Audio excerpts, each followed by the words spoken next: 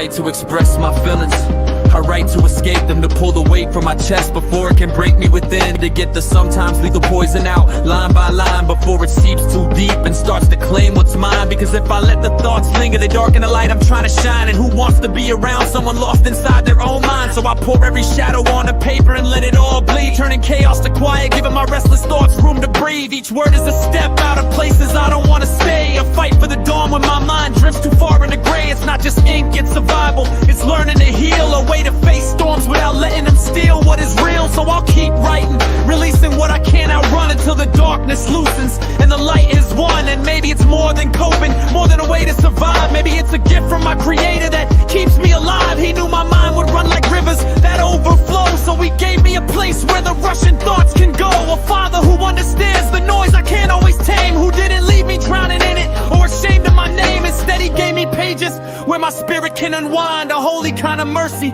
for an overactive mind. So I don't just write in weakness, I write in grace, finding his hand in the chaos, his peace in his space. And I'll call him a good father as I lay it all down, because even in my breaking, he's never let me drown. Because even in my breaking, he's never let me drown. Because even in my breaking, he's never let me drown.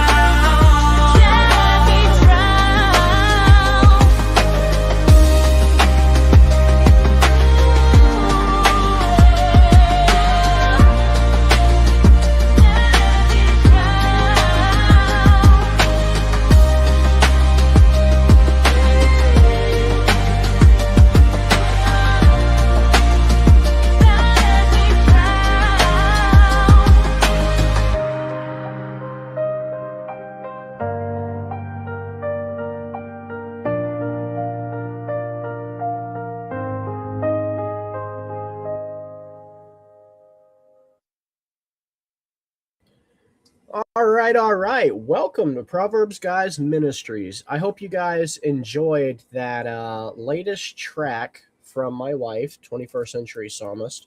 Let me adjust this just a little bit. That is on the lower side. All right, that's better. I can live with that.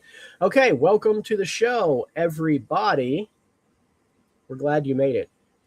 So I went looking through our playlist, our videos that we have done recently, and I felt like we needed a lighter episode.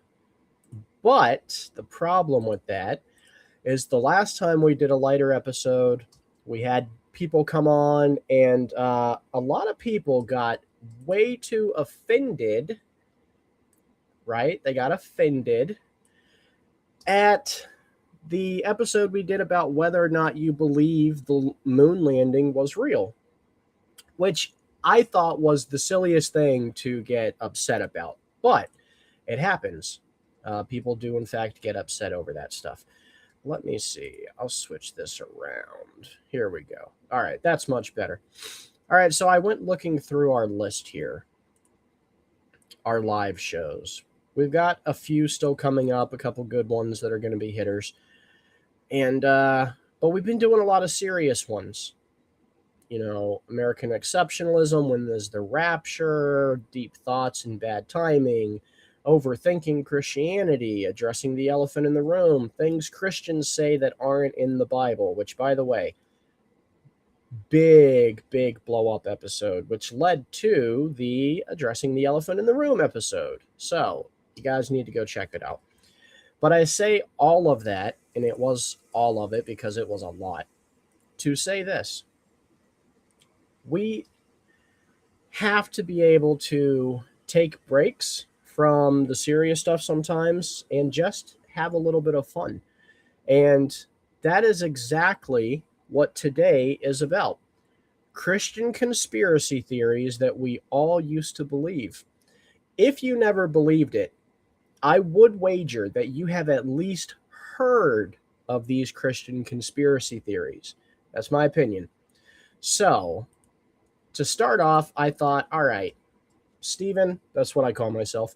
I said, let's have a little fun with this. So I am going to start this episode off by taking a Are You a Conspiracy Theorist quiz. I'm going to be taking 2 of these quizzes right here in front of you guys, live on Proverbs Guys Ministries. So before we get into some of the topics of today, for instance, Monster Energy 666, is it the mark of the beast? And every celebrity sold their soul to the devil. And Obama is the Antichrist? Question mark. What about CERN opening portals? And then we have AI will become the beast system. Then we have chick tracks that terrified you as a kid. Ooh. And then lastly, we get to conspiracies we secretly still aren't 100% sure about. Now, I'm going to tell you guys at the beginning, out of these topics I just went over, there are 7 of them total. I still believe in several of them, but you're not going to find out until we get there, and I'll give you guys my honest opinion. But first, we're going to dive into this quiz that I found, and it is the conspiracy quiz. So buckle up, everybody. I'm here alone right now, so I'm really sorry if I'm not seeing your comments while I'm taking the quiz. Open, listed it out there again. You guys are free to just come in the room, and I'll hear the ding and know to let you on. But without further ado, we are going to go to question number 1. All right, let's pause all this. That's getting my ADHD like, ugh. Okay. Let's read it. The conspiracy test. Researchers Brotherton, French, and Pickering developed the conspiracist belief scale in order to measure belief in conspiracies among the general population. Belief in conspiracies is not well understood, though results indicate that there are stable differences in people's tendencies to engage with conspiracist beliefs. Their test has been validated across 4 scientific studies and published in the scientific journal Frontiers in Psychology. Whoa! Big news, guys. Congratulations. All right, now let's dive into this. Question number 1. A lot of important information is deliberately concealed from the public out of self-interest. I would say I agree. Number 2. Evidence of alien contact is being concealed from the public. Okay, so this is twofold for Stephen. I'll tell you why. Number 1, I do believe that information on aliens and UFOs are being concealed from the people. However, I do not believe that these are little ETs from other planets. I believe that these are interdimensional beings. I believe, just to cut through all the paperwork and fancy wording, these are demons or fallen angels. And I believe they know that, and I believe that is what they are keeping from the public. So with that caveat, I'm going to agree. A small secret group of people is responsible for making all major decisions, such as going to war. I agree. Groups of scientists manipulate, fabricate, or suppress evidence in order to deceive the public. As a young Earth creationist, I have to strongly agree. Certain significant events have been the results of the activity of a small group that secretly manipulates world events. Yes, please. Okay, so far, guys, I'm on question 6 of 15, and I think if I was to be graded right now, heavily conspiracy theorist according to this quiz, but we're going to find out. Number 6, technology with mind control capacities is used on people without their knowledge. Okay, so I can get behind this one, but I haven't seen enough evidence yet. So I'm going to just mildly agree with this. I've heard about the CIA doing these type of tests. And a lot of times they use like LSD. So number 7, the government uses innocent people as patsies to hide its involvement in criminal activity. Is that even a conspiracy theory? Like, are there any Americans out there who don't think that that's happening? Man, that's wild. You guys tell me in the comment section if any of you guys think that there's a chance that this is not happening.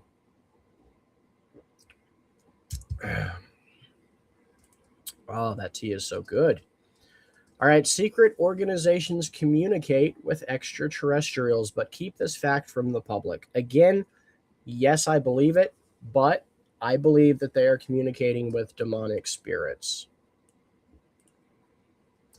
Okay, some UFO sightings and rumors are planned or staged in order to distract the public from real alien contact.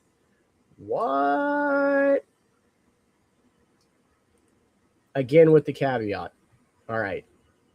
New and advanced technologies which would harm current industry is being suppressed. Guys, I'm sorry. I think I'm a conspiracy theorist. Like, it's just hitting me now that we're all here. But, you know, I knew I already believed in a plethora of conspiracies. But, you know, from the list, you know, like if we're just evaluating the facts kind of thing. All right. The government is involved in the murder of innocent citizens and or well-known public figures and keeps this a secret. 3 letters for you. CIA. All right, number 12. The spread of certain viruses and or diseases is the result of the deliberate concealed efforts of some organizations. Bloop. Okay, and I, of course, voted yes to that. So question 13 of 15. The government permits or perpetrates acts of terrorism on its own soil, disguising its involvement. No. No, say it isn't so. No, not our government. That would never happen. All right?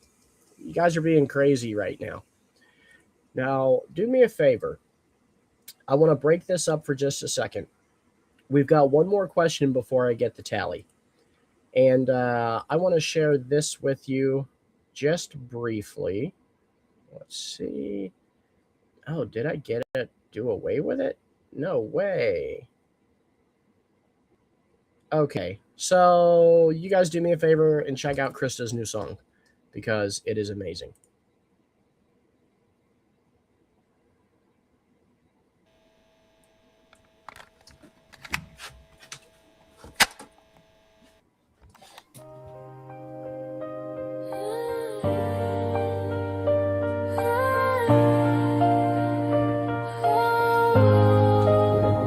I don't write to express my feelings, I write to escape them, to pull the weight from my chest before it can break me within, to get the sometimes lethal poison out, line by line, before it seeps too deep and starts to claim what's mine. Because if I let the thoughts linger, they darken the light I'm trying to shine. And who wants to be around someone lost inside their own mind? So I pour every shadow onto paper and let it all bleed, turning chaos to quiet, giving my restless thoughts room to breathe. Each word is a step out of places I don't want to stay, a fight for the dawn when my mind drifts too far into gray. It's not just ink, it's survival, it's learning to heal, a way to face storms without letting them steal what is real. So I'll keep writing, releasing what I can't outrun until the darkness loosens and the light is won. And maybe it's more than coping, more than a way to survive. Maybe it's a gift from my creator that keeps me alive. He knew my mind would run the rivers that overflow, so he gave me a place where the rushing thoughts can go. A father who understands the noise I can't always tame, who didn't leave me drowning in it or ashamed of my name. Instead he gave me pages where my spirit can unwind, a holy kind of mercy mercy for an overactive mind. So I don't just write in weakness, I write in grace, finding his hand in the chaos, his peace in his space. And I'll call him a good father as I lay it all down, because even in my breaking, he's never let me drown. Because even in my breaking, he's never let me drown. Cause even in my breaking, he's never let me drown.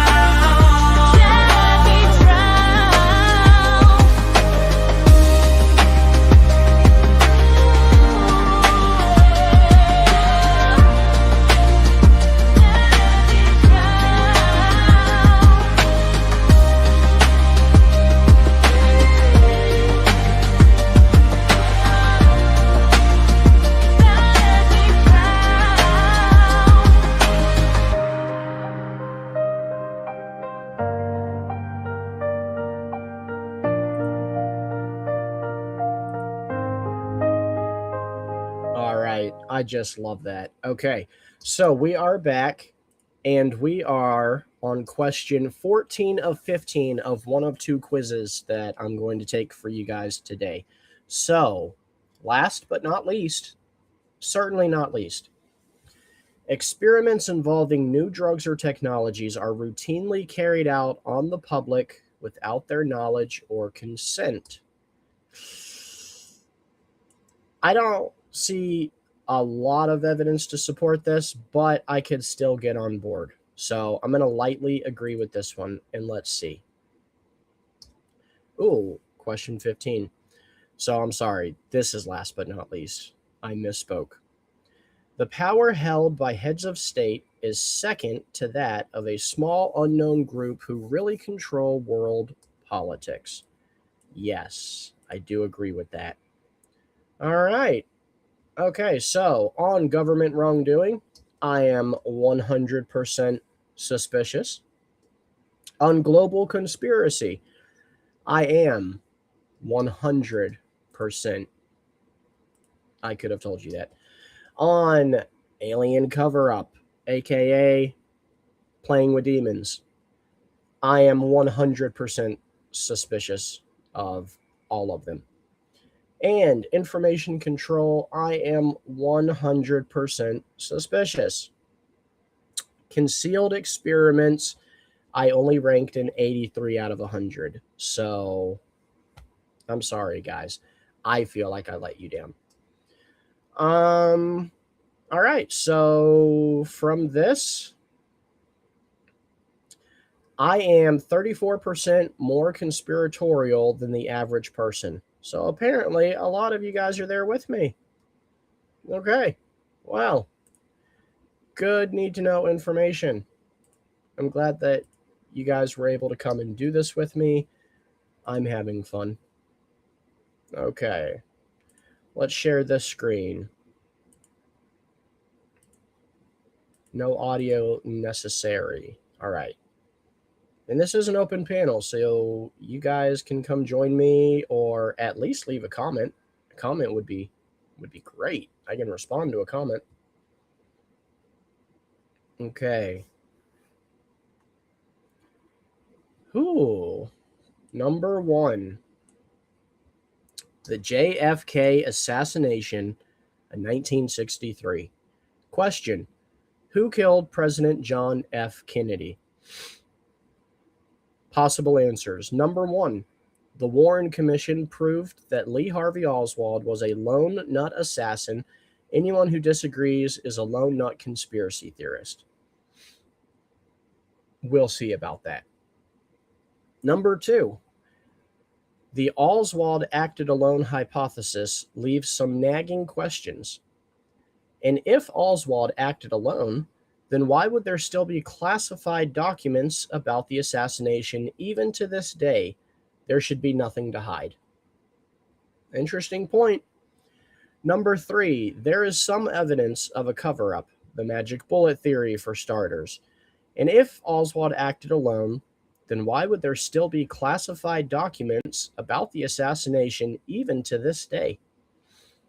LBJ and the CIA did it, or maybe Castro. But it was just an old-fashioned co-op, diatet, nothing more sinister than that.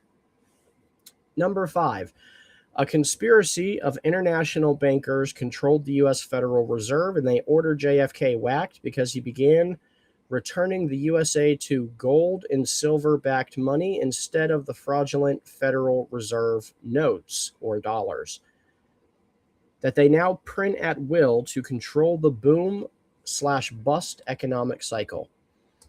All right, so I'm going to say that there is some evidence of a cover-up, like the magic bullet theory. I have never heard a sufficient explanation that satisfied my inquiry about the magic bullet. So, all right, question number 2. The moon landing of 1969. Now, we did a whole episode not long ago about the moon landing, and it got a little bitter between some of our hosts, which is unfortunate. Because, I mean, different hosts here at Proverbs, guys, they have different knacks that they like to study. So what happens when you have two hosts that both have similar niches, and it happens to be cosmology, stellar evolution, and they disagree with one another about the moon landing, primarily because they disagree with each other about the shape of the Earth. But that is a different conversation, and I didn't want to have that conversation today. So we're just sticking to the all overall conspiracy theories. And so question number 1. Of course, the U.S. landed men on the moon in 1969. We've all seen the famous Neil Armstrong footage, "One small step for mankind." Well, maybe they touched up the TV footage a bit, and the first ever moon-based broadcast was amazingly clear, but still, the U.S. landed on the moon. Option 3. The moon astronauts Neil Armstrong and Buzz Aldrin were Freemasons who were in on the plot to make a fake moon landing movie. I've never heard that one. That one is a new explanation to me. The number 4, the famous moon landing footage was just a movie directed by Stanley Kubrick. Kubrick reused some of the moon landing sets for his classic 2001 A Space Odyssey 1968. After all, if America could land on the moon in 1969, then why would NASA have canceled their plans to go back in 2020? Couldn't they have kept just one Apollo spacecraft with crude 1960s technology in working order? That's a great question. Or number 5, that's no moon, it's a space station. The moon itself is older than the Earth and is really a space station built by intergalactic alien masters. Okay, so it's definitely not number 5. Sorry if any of you had your heart set on that. But I don't believe it's number 1 either. I don't believe that it's a space station for aliens, and I don't believe we made it there. So that leaves 2, 3, and 4. I am completely unaware of number 4, so I'm going to steer clear of that. I really have never heard before that they were Freemasons, and that's why they covered it up. Okay, so I'm going to go with number 3 because I think that's the best answer that suits me. I believe they were in on the cover-up, but I don't know if it's because they were Freemasons. That sounds like a stretch for me, but hey, to each their own. All right. Oh, this one's going to be good. The death of Princess Diana in 1997. Question. Princess Diana died because 1, Diana's driver got drunk and had a car accident. 2, Diana's driver got drunk and had a car accident, but there was a cover-up so that certain unsavory facts about the royal family never came to light. That is a contender. MI6, which is the British CIA. MI6 killed Diana as a favor to the royal family. The queen knew that Diana was pregnant and feared that her possible marriage to Dottie would make him stepfather to the future king. Yeah, and Number 4, Princess Diana faked her own death in order to escape the limelight of consistent paparazzi harassment. It's not 4. And number 5, the Illuminati killed Diana and were even confident enough to amuse themselves with ritualistic symbolism such as crashing her car into the 13th pillar in the Pont d'Alma tunnel in Paris. So I'm going to go with, I'm going to be reasonable. I want by instinct to go with number 3, that MI6, British Secret Service, killed Diana as a favor to the royal family. But I think it's probable that the royal family just, for lack of a better phrase, lucked out. I believe they lucked out with the incident. Now, I do believe that certain circumstances, like the fact that they had the tunnel closed and wouldn't allow ambulances to get to her for such an extended period of time, is also sus. But I'm going to go with Diana's driver got drunk and had a car accident, but there was a cover-up so that certain unsavory facts about the royal family never came to light. That's what I'm going to say. All right, this next one is going to be a hot topic, right? We're getting into 9/11, and 9/11 is still fresh in so many people's minds and hearts, so we want to be respectful. All right, 9/11 attacks, 2001. Question: what is the best explanation for the terrorist attacks that occurred on September 11th, 2001? The official story: everyone knows that Osama bin Laden, from his cave in Afghanistan, orchestrated the 19 suicidal terrorists to hijack 4 airplanes and slam them into the Twin Towers and the Pentagon. Number 2, incompetence. The FAA, the Air Force, and the Bush administration were all incompetent on 9/11. How could the terrorists hit 3 buildings within a 50-minute time span without encountering any resistance at all from the mighty multi-billion-dollar U.S. Air Force, and afterwards nobody got fired, only promoted? Strange. Number 3, the cover-up. The Bush administration is guilty of a cover-up. Bush resisted any investigation about 9/11 and finally allowed a bare-bones 9/11 investigation with less than 20% of the budget of the investigation into the Monica Lewinsky affair. The FBI fabricated ridiculous evidence, including Mohammed Atta's lost suitcase, containing a Quran, flight manuals, and his will. Another hijacker's passport was discovered unscathed in the burning rubble beneath the Twin Towers. Isn't that interesting? Number 4, the Bush administration knew in advance that the Al-Qaeda attacks would take place, but let it happen on purpose to rally America for the never-ending war on terror abroad and to attack Americans' civil liberties at home. I really want to push number 4, but I'm going to read number 5 first. Number 5, the inside job. President George W. Bush, a cleverly disguised genius, was, well, this one already lost some validity right there.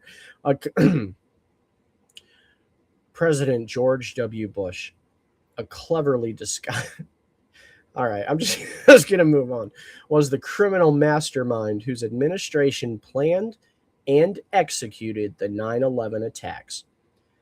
His cabal's motives included personal enrichment via no-bid war contracts and control of the Iraqi oil fields. The Bush administration was in a unique position to order the stand-down of the U.S. Air Force OED. All right, so I'm still going to go with number 4. I believe that they had information it was going to happen and allowed it to happen, because war is actually good for the economy. You can borrow more, and yeah, we were at a really bad economic time in the country. If you guys can think back and remember, I remember back then, like 2004, 2005 in Florida, that gas hit right at $5 a gallon. To think about, like, I live in Alabama. Think about it, Alabamians, how hard it would be right now with our pay raises and our cost of living increases to be paying $5 for a gallon of gas. We did that with less money in the early 2000s because of this war. Like, it was a bad time. All right, so I'm going to go with the Bush administration knew in advance that Al Qaeda attacks would take place, but let it happen on purpose to rally America for a never ending war on terror and to attack civil liberties here at home. And I believe that. I believe that with my whole heart. All right. U.S. election fraud in 2004. Bush versus Kerry. Did Bush steal the 2004 election? Number one, Bush won fair and square. Number two, it was messy in Ohio, but Kerry didn't contest it, and CNN said it was okay. So justice was served. Number three, Bush stole it.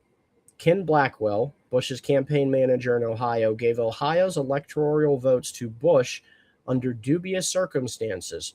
Votes were counted by Diebold and ES&S Systems, which are Republican-affiliated companies. Kerry won the exit polls in both Ohio and Florida, yet somehow lost both states.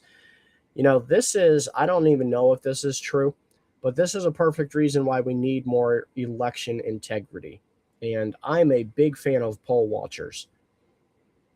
All right, number four, Bush winning this election had been planned long before. The Bush crime family has worked with Kerry before, such as when the Kerry Commission, 1987, whitewashed the Iran-Contra investigation and let Ollie North off the hook. Kerry's conceding the election without a whimper is further proof that the election was only a show for the gullible masses. Or number five, Bush and Kerry were in the secret society Skull and Bones together at Yale, and so they're probably in the Illuminati together now, and they're probably even related by blood. Likely, nearly all U.S. presidents are really related. I've heard that one before. Yeah, I'm going to go with number two on this one. I'm going to say that it was messy in Ohio, but Kerry didn't contest it, and CNN validated it. If there was any sus activity there, I have to believe that CNN would have shouted it from a rooftop. And the fact that Kerry didn't try to contest it or call for a recount, I don't know. I don't think so. So I'm going to go with the safer bet. Let me check on comments real quick. Hello, liberals. Hello, Terry. We're taking a conspiracy theory quiz. And if you would like to come take the conspiracy theory quiz with us, we would love to have you. I'm going to post the link again for everybody. And Gene Splice says Larry Silverstein was allowed to win the WTC MGMT lease bid when Roth and Trump withheld their winning bid in April 2021 or 2001. Ugh. Yeah, that's interesting. All right. Next question. Aliens. Do aliens exist? Yeah, maybe there are aliens. If so, the government hides the evidence from the people. I skipped over number one because there are aliens. Yes, there are definitely aliens. The U.S. government maintains underground bases for their secret alien masters, like the bases under the Denver airport. Yes, there are definitely aliens, and moreover, the aliens have disguised themselves as the great royal families. All right, man, this gets conspiracy. Yeah, I'll go with number two because I think that bestly aligns with my thought process, even though I told you I think aliens are demons. So airplane accidents. Airplane accidents just happen. If many famous people have died in them, it's probably just because they fly more often. Okay. Number two. Is it conceivable that some minor airplane accidents have been caused by bad people for political gain. Stuff happens. Number 3, Paul Wellstone was the only senator who stood in the way of Bush's repressive domestic agenda, U.S. Patriot Act. So they just had to whack him. Ugh. JFK Jr. was set to run against either Hillary Clinton for New York Senator or even against Bush for president when he suddenly died in a plane crash in August 1999. So somebody whacked yet another Kennedy. It does seem like either the Kennedys are target number 1 for everyone, or if it's not that, they've just got some of the worst luck I have ever seen. Number 5. All right, nearly every high-profile crash, Lockerbie, TWA Flight 800, has been a deliberate sabotage or shoot down for nefarious political purposes. I'm not going to go that far. I'm going to go with number 2. It is conceivable that some minor airplane accidents have been caused by bad people for political gain. I would even say quite a few. Definitely not all. All seems excessive.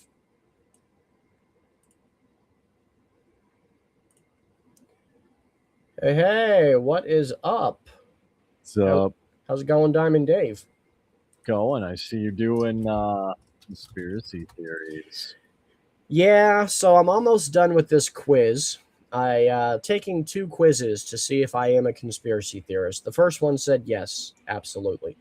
And this one I think is a little bit more detailed, so I'm waiting on the results from it.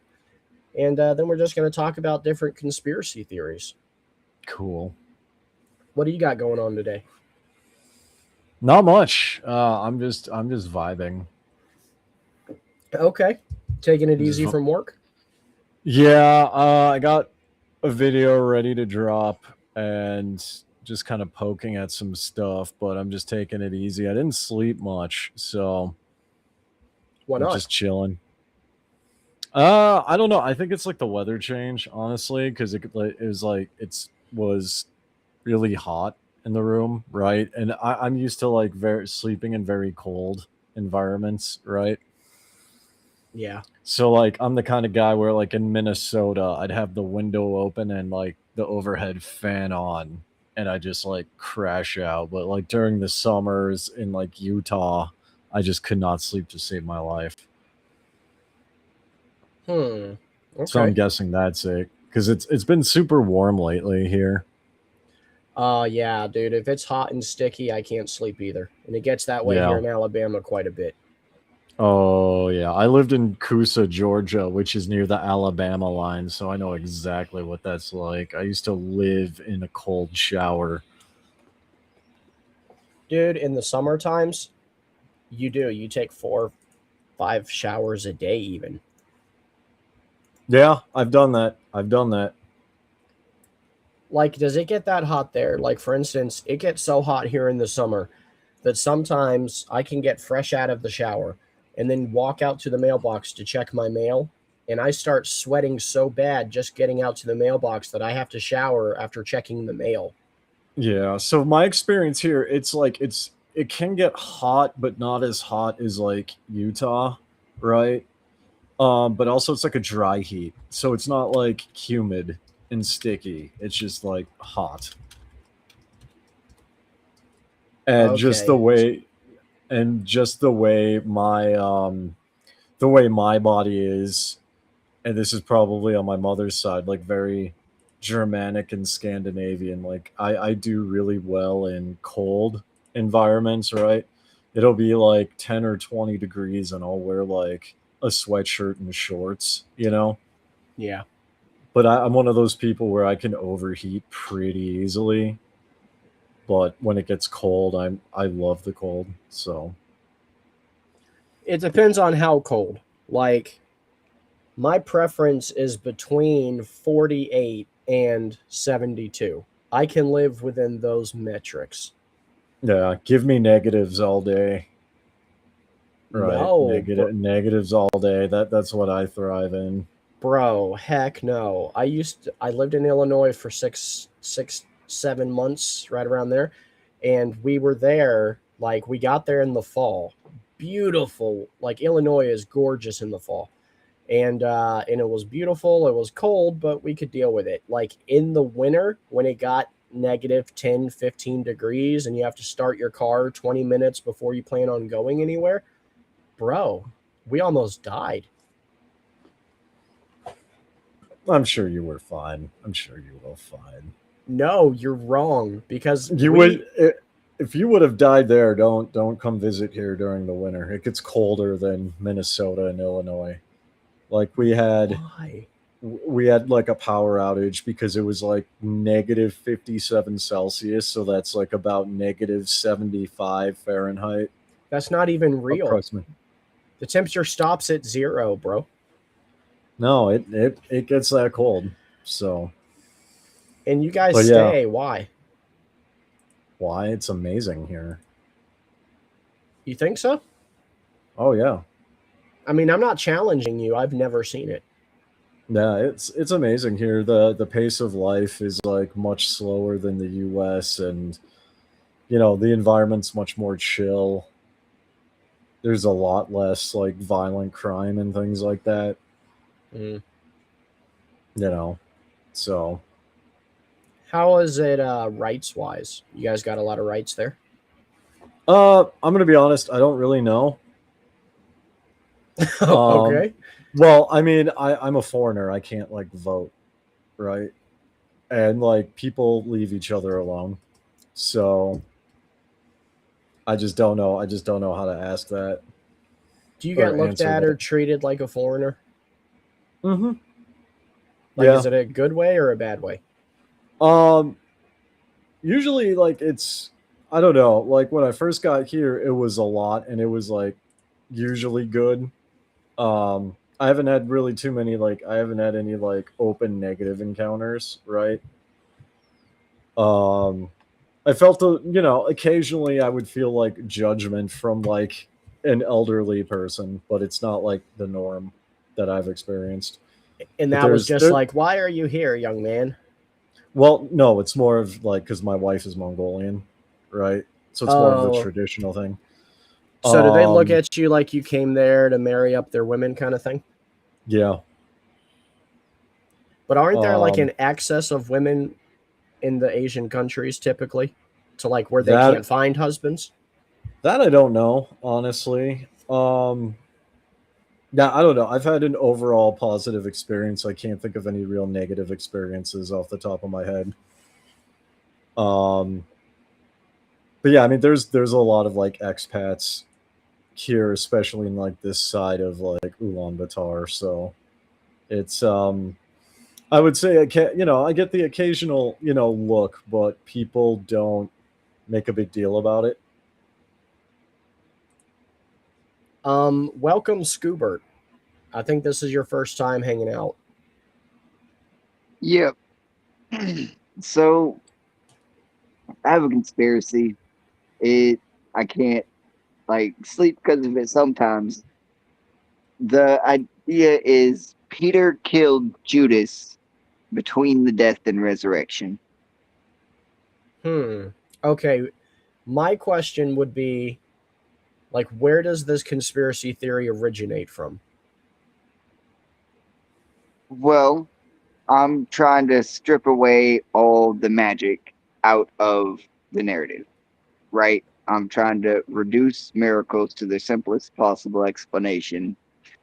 And this pattern of behavior struck me as highly probable that Peter lashed out against Judas, and a lot of his behaviors were God used to promote the spread of Christianity.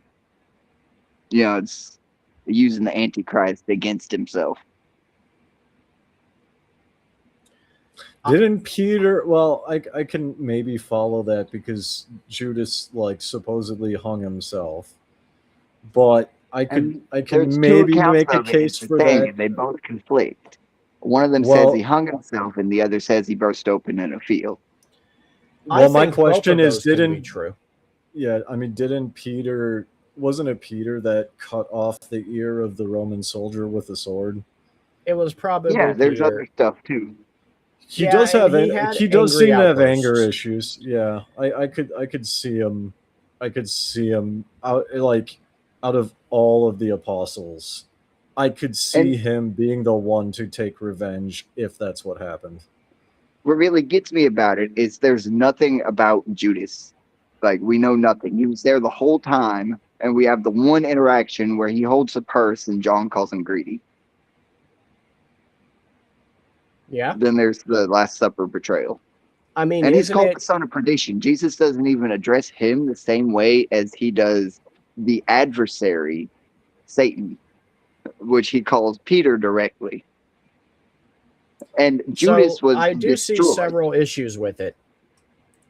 Like, if I can, one, you would have to doubt the account of two different gospels, and that leads to questioning the entire narrative altogether. And two, it seemed like you mentioned you were trying to take out you put it as magic, but referring to miracles. You were trying to reduce all the miracles to their simplest natural explanation. And I think Yeah, that gives you a flawed starting point too, because we are a supernatural faith. Like, the entire premise that of it means is beyond taken off the scientific supernatural. explanation. That doesn't mean magical. Magical means fiction. Right. So God you is believe the supernatural. When miracles it's were an act fiction? of God, it should be provable scientifically. How do you prove a miracle? It, by The rainbow, definition, it's we can measure supernatural. it. It's fucking there. Okay, but the The Tower rainbow of isn't a Babel, miracle. language works like that. Go on. Like, how would you explain the miracle of the Red Sea crossing? Like, how could you scientifically explain it aside from the discoveries of Ron Wyatt and finding the elements of the Ah, Egyptian army? work. I gotta go. Okay, well, come back if you can. What did he say? I think he cut out on my end. I didn't hear what he say. It He sounded said, like he said he had to go to work. "Oh, Well, that was very interesting. I have never heard that one before. I think I actually have heard that one before." Have you? Yeah, although I mean the premise was less of like stripping away the magic as he referred to it, and more just like what I indicated, that Peter had angry outbursts, and out of all the apostles, I think that there's a possibility that if it did happen that way, because I mean ultimately we don't necessarily know, right?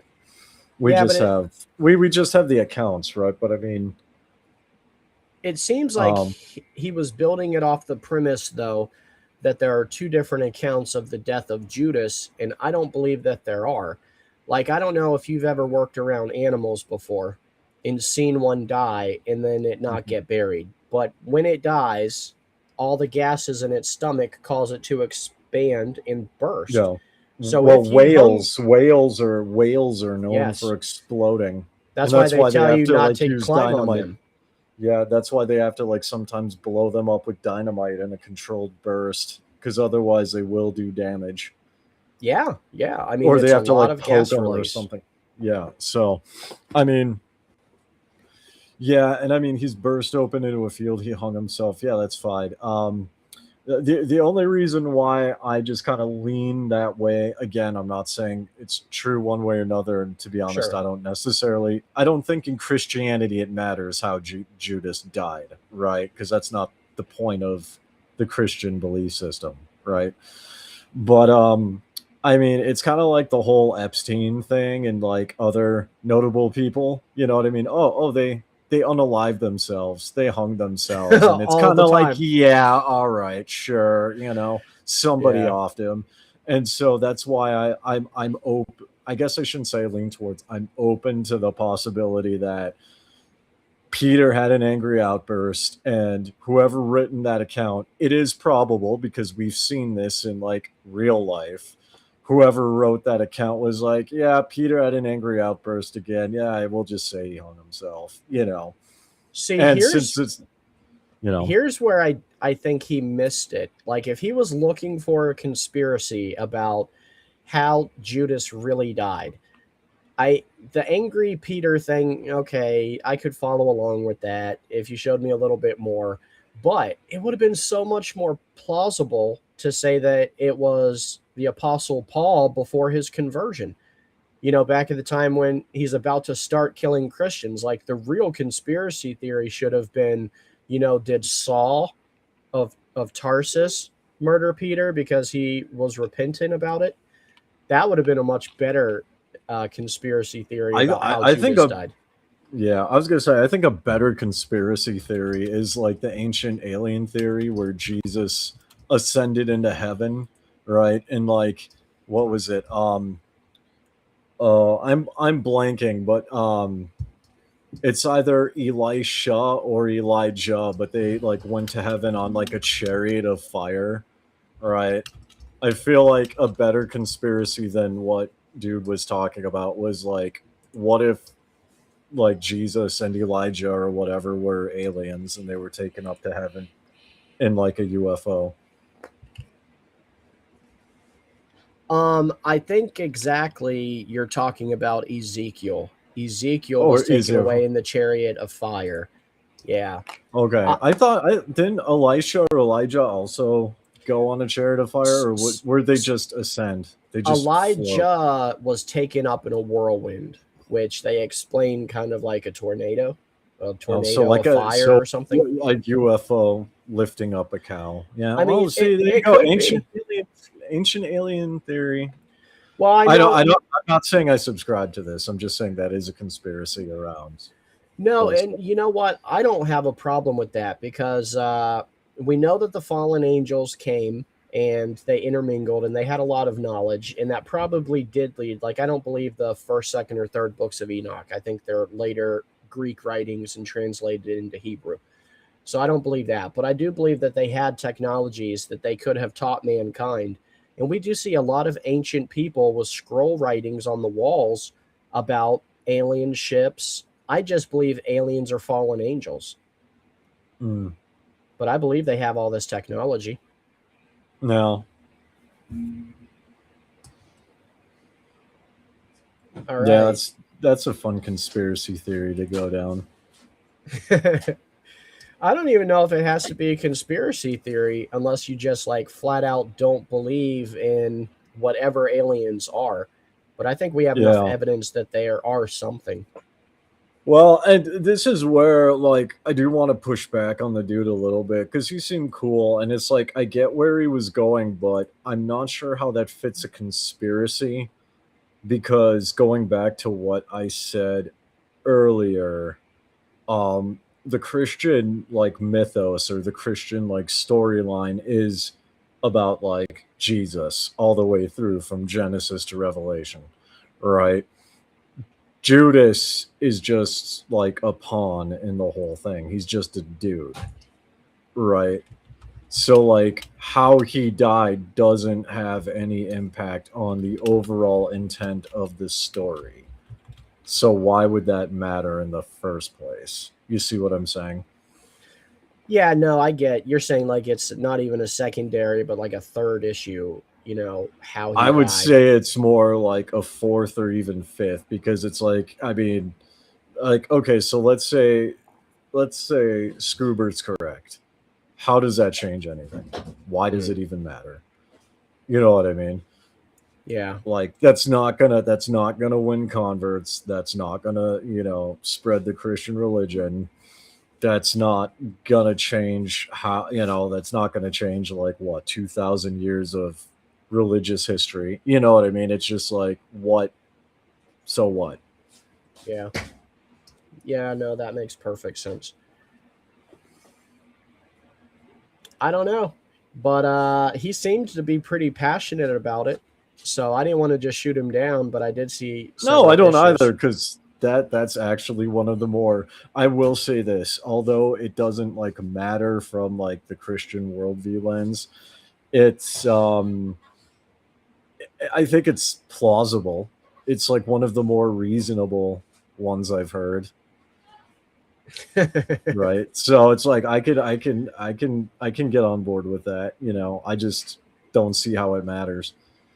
The thing I would encourage him to not do, though, is don't start discounting the Gospels or acknowledging inconsistencies. Like, search for why there appears to be an inconsistency, because I see the same problem, like going through the Hebrew roots so many years ago. I realized how many people believe that the Apostle Paul is a false apostle. That's a huge conspiracy theory in the Hebrew roots. And then that leads them to start taking out anything in the New Testament that's written by Paul. And that's dangerous. You lose so much good, rich theology when you take out parts of the New Testament. Sorry, I'm doing damage control. Keep talking. I'm doing damage control. Oh, come on. Come on. Yeah, Gene Spliced, you're welcome to share something in the chat as long as it's not inappropriate or going to get the channel banned and you're not just trolling. Yeah, go ahead. I'm very secure in my faith, so I doubt it's going to be faith changing for me, but my friend. Okay, yeah. So, yeah, no, I was running damage control because the video I said was going to drop already dropped, right? I thought I scheduled it to drop at like 4 a.m. my time, which is when I normally do it, but I guess it dropped at like midnight. And so I had to like do it. Oh, so, okay. I was going to ask you that. Whenever you upload videos, do you upload them instantly or do you post them out a few days? So I first of all, I do them as unlisted so I can like do the SEO and the hashtags and everything like that. And then when everything is prim and proper, then I will schedule it. Okay. Right.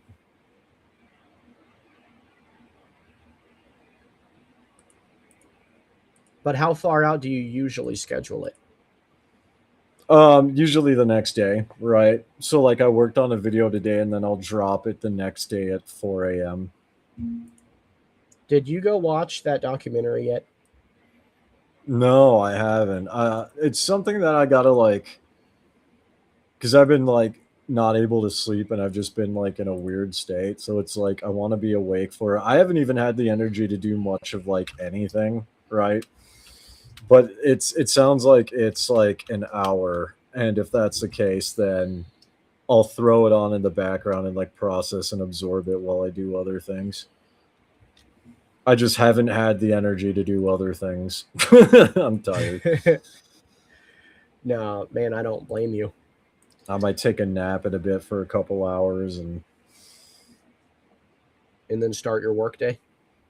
Yeah, basically.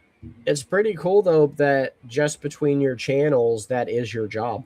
Like you are literally your own boss. And you have fun playing games. Like I know editing. I have fun playing games, and then I've got that consulting business that I started. Right, so that's is that taking off? It's kind of slow because people are interested, but they don't necessarily have money right now. Right, there are people who are interested, but they're getting things ready, and it's a timing thing because of the different time zones. Theories of creation is one. I just wrapped up working with another guy and he wants like a month to like try it out before he works, try out what he learned, and then he's going to work with me more. I've had some other people express interest, but do you want to go ahead and plug that right now for anybody who watches this episode and didn't see you on the last one? Yeah, basically what I do is I do like social media consulting, specifically with YouTube, because my YouTube is and actually I saved a screenshot of this, but vidIQ, my vidIQ, today I am in the top 25% of YouTube creators based on views compared with my channel size, compared with monetization. All right. So I do a combination of like, like I'll do like a channel audit and go through and see what's working, what's not working, help you with branding, help you with monetization if that's your thing, or if your strategy is conversions, bringing you over to a business or a website. That's a different strategy, but I help with that as well. Merch, same thing.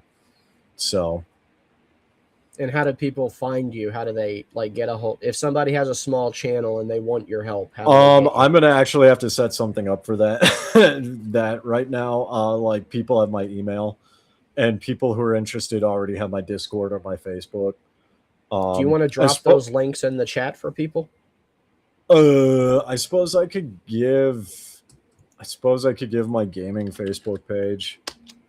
Let me throw that in the chat, and you could just ping me there. Might as well, since I'm not uploading to Facebook much. I definitely should do that more, but mainly I'm focused on YouTube. So, because that's like where the monetization is. And yeah, why is TikTok's monetization so whack? Oh, that's because the US bought it. That's why.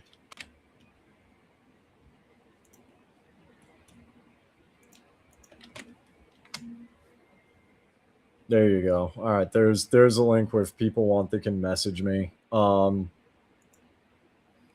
yeah, TikTok was bought by the US, and it's,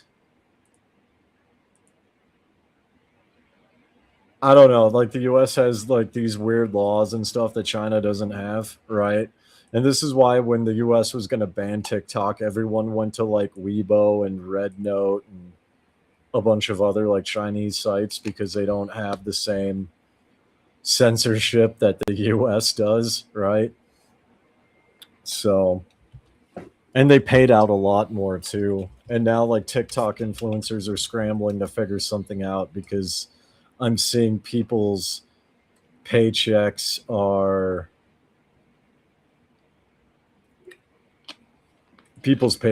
being cut at least in half.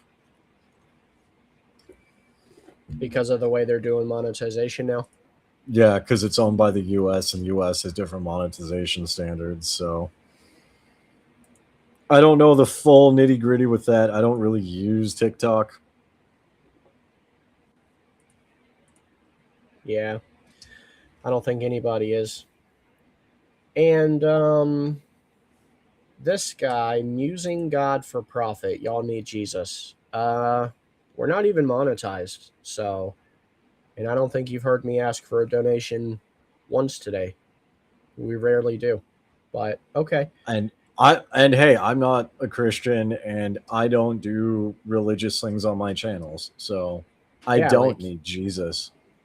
Well, I mean, I still believe you need Jesus, okay? But yeah. I mean, okay, we could disagree on that point, but I think we can both agree I do not do like religious Christian promotion. content. Yeah, I do not do. We agree there. I don't even do religious content because there's no money in it. I mean, that's true, but I like it that way because it does help weed out some of the phonies who are in it for the money. Because you can have to be like tell. Mike Winger. You have to be like Mike Winger, or like even like if you go in the Mormon sphere, like Jacob Hansen or something, and then you get sponsorships.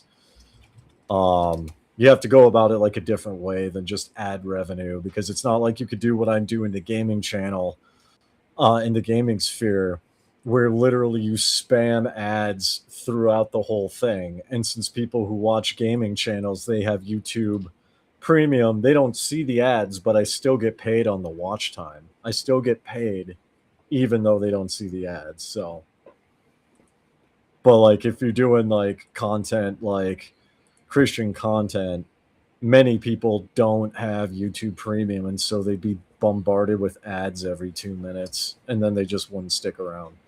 So they have a completely different marketing structure. Yeah, I think the way we do it now, we are falling way behind.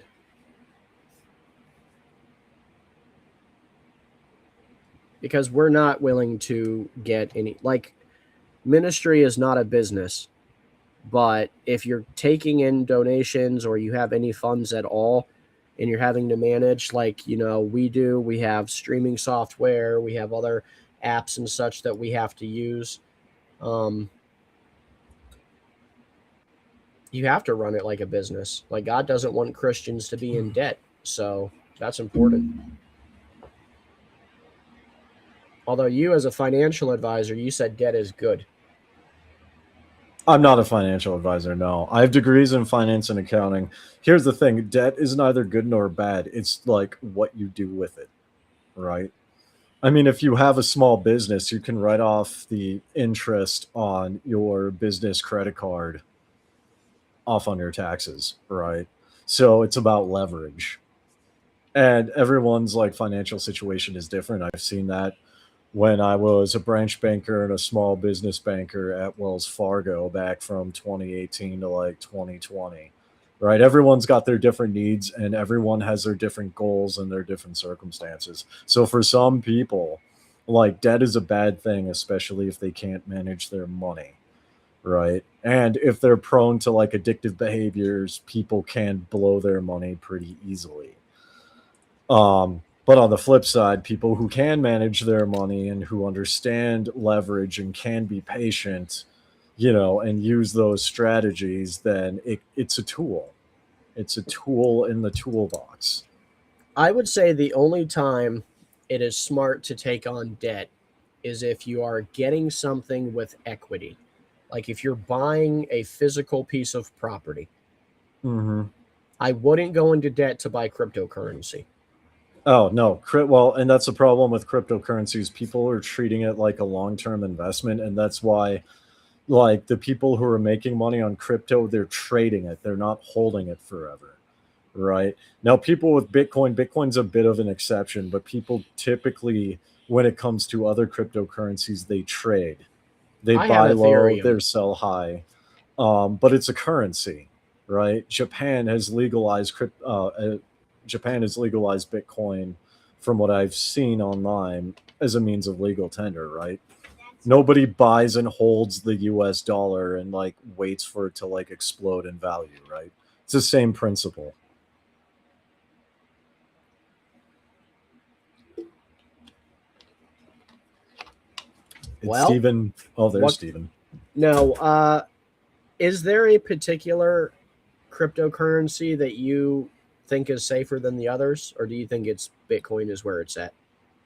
I used to be into Bitcoin trading and like meme coin trading, but I've been out of that for a few years now. Right. And the reason is I mean, there are cryptocurrencies like XRP, which are tied to, they're basically, to put it simply, tied to like financial systems that are going global. But I've been out of crypto in general just because for my needs, there are better financial opportunities elsewhere. And I don't know, I'm a little bit leery on cryptocurrency to some extent, right? I think if you're going to go the cryptocurrency route, you're better off going into like CBDCs, the digital currencies of like centralized banks, because they're actually, funded and backed by real institutions, right? That have assets, as opposed to like some dude on the internet who programmed it, right? I'm in favor of going back to the gold and silver systems and getting off of paper money, but I know we're not going to go back to that system. If we leave paper money, which we will leave the dollar, then we're going to go to an American cryptocurrency, which will lead It'll be order. Well, it won't necessarily be crypto, but it'll definitely be like a digital currency. Yeah. And Sucks. I mean, like, well, the US can't go back to the gold standard. It would literally shatter the economy just because of, I mean, the trillions upon trillions of dollars that have been printed, right? If you go back to the gold standard, that would shatter the US economy. Yep. Not to the petrodollar, and that would cause global issues. And I mean, BRICS nations would ultimately survive that better. because they're getting off of the petrodollar anyway. But the US just doesn't have the gold or silver in its reserves to like match the trillions upon trillions of dollars that have been printed, that are in circulation, as well as like that is like owed in terms of like national debt, national deficit, things like that. Yeah, I think I saw where the whole world is like $100 trillion in debt. But who do we owe? Each other. You would think we would just have this mutual agreement at some point and be like, you know what? Let's just all take a bullet here and let's all forgive each other's debt and get debt in the world as low as possible. Give everybody, business tax cuts in exchange for it for so many years. And let's like eliminate some of this $100 trillion debt. Well, the problem with that is like, and this is where like currency comes into play. It's that debt is people owing each other, right? And countries and institutions are constantly wiring and moving money from place to place, right? It is a circulatory system. Now, if everyone decides, okay, we're all debt free, well, then that circulatory system stops. And then that would also lead to global issues, especially in like developing nations, because many developing nations like in Africa and parts of Southeast Asia and South America, they are reliant on this cash flow of money, not just going out, but money coming in, right? It's circulatory. And if it stops, many economies would just go under. Yeah, I mean, there's probably a lot of truth in that, but the status quo is not sustainable either. Like even our Social Security program goes bankrupt, I think, in 2037. Oh, yeah. So Social Security is a little bit different because Social Security is like, and this is where I take issue. I've always thought Social Security is like a Ponzi scheme, right? Because I've always had money to do.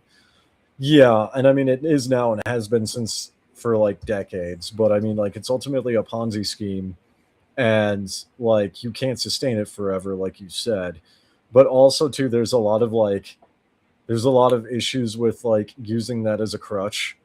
Right. Whereas the individual, if they were to keep that money in their paycheck, they could save, they could invest, they could pay off debt, which would free them up financially, which means they wouldn't need to depend on it. Because the cost of living is so high, like most of us are living behind, we're always behind on a bill. Like, so if we had that extra on the paycheck, we would just break even. I still don't think we'd have any money left over for future investments. I mean, I suppose it depends on like the state and the cost of living, right? It's bad right now here. And also too how much money is taken out. I mean, the US tax system's kind of jacked from the get-go, and part of that is Social Security, right? Property and real estate is probably the best investment at the moment. Yeah, so like basically any tangible asset with inherent value is a good way to go. Gold, silver, property. Those are long-term investments. The only issue is that they are illiquid assets. So do keep that in mind, right? Because there are like, and this is how real estate companies go under, is they buy a bunch of real estate and they have tons of illiquid assets, but some of them don't have the appropriate amount of like liquid assets or cash flow on hand. So when the economy snaps, they have to sell off. But the problem is there's no one there to buy it and they get screwed. So yeah, I would say that's a major problem. I would also suggest not buying vehicles because vehicles go down in value unless you're buying a classic. I would definitely get like properties, businesses, land. Well, yeah, I mean, vehicles aren't investment vehicles. You know what I mean? Like they're not meant to be investments. They're like more a tool to get you to work and like get you to be able to So yeah, don't treat that as like a long-term investment. I don't know of anyone who does, honestly. Um, but yeah, I do think that, and a lot of my point goes back to like if the tax system had been somewhat reformed back in the 2000s, right? People wouldn't need to depend on Social Security. I could tell you right now that just thinking about the 6-7 years I worked at Wells Fargo, right? Had I not paid like, the Social Security, I think it's the OASDI or whatever it's called on like the actual pay stub, right? Like I could easily invest that and like make a bunch of money off of it, right? And my overall point is that Social Security is heavily dependent on like American government, American politics, and America funding it, right? But if the average individual doesn't pay as much to the U.S. government and they can keep that money, I mean, they may not be able to save much or invest much, but that's more money in their pocket immediately as opposed to being taken out and then them only getting a portion of it back, right? You lose money by paying into it.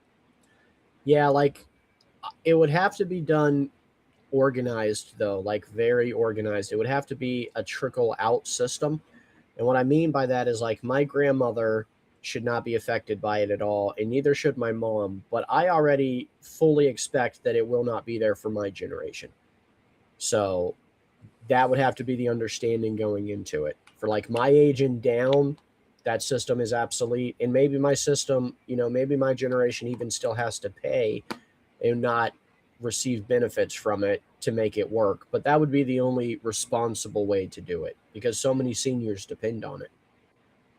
Yeah, but then the question is what happens after, right? It's this great big like red question mark of like what if, um, or what happens next because it's not sustainable, right? So you pay into it so the seniors get it, but if it's not there for you, what happens at that point? Because you paid into the system, you have nothing to show for it. And what happens to the generation underneath? Well, I mean, we're about the same age. So what happens to the generation under us? Do they have to pay? Do they not So, have to pay? Like, is so there going to be a reset?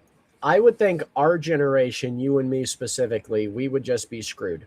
We're not going to receive any payments when we're old, but we're paying until we die. And I would say there's a really good chance to make it work, that transition. The generation after us would have to take the loss too. We're taking it first. So, Yeah. they finish it It'll up, be we a start couple. it. Yeah, but at some point, it's like an engine that seizes, right? Because currency again is like a flowing system, right? So it's like, how do you restart that system?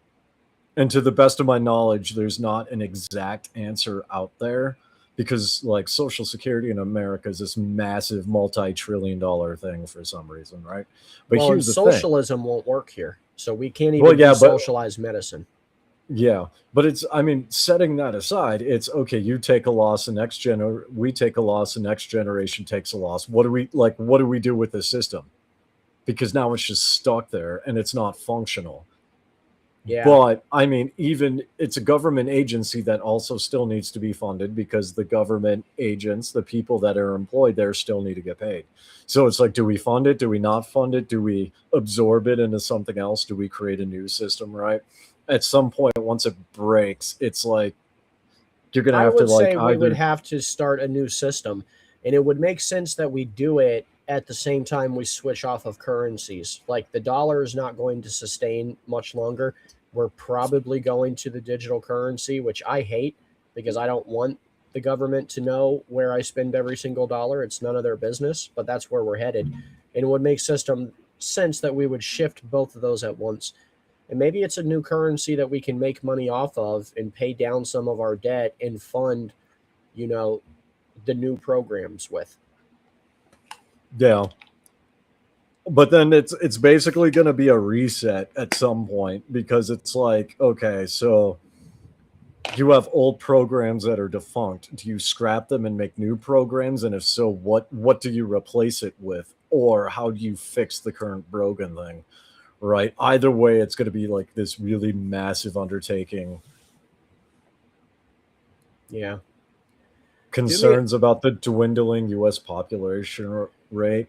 I mean, I don't really. I mean, I guess it depends on the perspective you look at it from. I don't think the U.S. is going to collapse because of a dwindling population. Like, I mean, there are other countries that are in worse situations than that, and they're still chugging along just fine. There'll be a kind of a snap, kind of like a rubber band. It'll snap back quick, but then it'll balance out. You know what I mean? Yeah. Hopefully that is the case. Hey, do me a favor. I need to step away for about 30 seconds so I can let my dog in. It's about to storm. Can you hold Oh, it okay. down for me for just a Yeah, I moment? can hold it down for 30 seconds. I could address some questions in the chat. Yeah, go ahead. Excuse me. So yeah, I'm not so much concerned from that angle because I mean there will be like a cultural shift because of that. However, the U.S. is kind of in a weird situation because of from a market perspective. So I think the US consumer will feel it, but I don't think it is bad because America is one of the unique countries where there's like mass immigration. All right. And while there'll definitely be a cultural shift, even though the native population has a dwindling amount mathematically, there are people coming in from the outside that'll offset that, right? That's just my opinion based on basic math, right? So I don't think the US is going to be hurting too badly. Other countries are going to experience like something major, something much more major. But when you have like mass migration, whether it be, illegal or even like legally, like people like coming over, right, for whatever reason, better opportunities, more freedom, they got a degree and they want to get a job in America and send money home, you know, with the population going down in one area, you still have immigrants coming in. Let's see.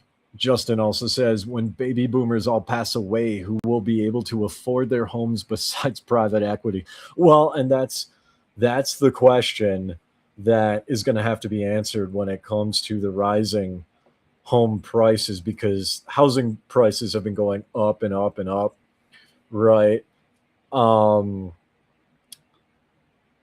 Yeah, housing prices have been going up and up. Rent has been going up and up. And so people, like I'm in my mid 30s, but people my age and younger are struggling to like buy homes in the US and they're struggling to like pay rent. So like how the housing market, I think, will ultimately crash at some point because you can't have infinite growth. You know what I mean? You can't have infinite growth. So at some point it's gonna buckle under its own weight, and nobody's going to be able to afford the houses. That's just my take. Delusion of Christian values. Maybe Steven can answer that one. I'm gonna be honest, I don't care, because part of the American system when it comes to like Christian values, you have freedom of speech, you have freedom of religious practice, and people have the right to practice their own religion so long as it follows the law and you know, is not like causing harm to like other people, right? So, Christian values, I mean, they're certainly there in America, but you have native born people like myself who are of other faiths, right? They're of other religious practices. So I think that's just going to be natural regardless of whether or not there's a bunch of immigration, right? And as for the American standard isn't as high as it used to be. I mean, the American standard died in the 60s, right? Well, no, I take that back. It died, I would say, maybe around the 80s because Detroit and a couple I other would say the cities were late like 80s. the late 80s, yeah, because I'm thinking of Detroit, and like, Ford and Chevrolet, right? Like American muscle cars went out the window, then Well, American and the auto nail in manufacturing the nail in the collapsed. coffin came from Clinton, though, with NAFTA, GAFTA, and GATT. Those trade agreements wrecked us. We never recovered. We never Yeah. will. And I mean, as for the American standard, like now the American standard isn't that high, right? I mean, I'm not trying to be harsh here, but like, you know, living in Mongolia, we buy things from China, and you know, we buy things from Japan, and those are much higher quality than I've seen living in the U.S. for a good part of my life, you know. And there's like, part of that just has to do with regulations, right? Part of it has to do with a like planned obsolescence isn't really a thing here, right? People make things to last in Asia and just in other countries in general. People take pride in their work. But in America, because of like how corporate profits and like the profit margins work and the shareholder mentality is, they want to sell you something that breaks so you buy more of the same thing. Yeah, that's true. Well, also because of free trade, we have had to reduce the quality of our products. You know, at one time in this world history, there was no better product than the American made product, but that's not the case anymore. Like now, Well, yeah, we're and it building depends on everything what in it crap was too. factories. It depends on what it was too. It depends on what it was too. So, like back in the 80s, obviously cars, medical supplies, yes.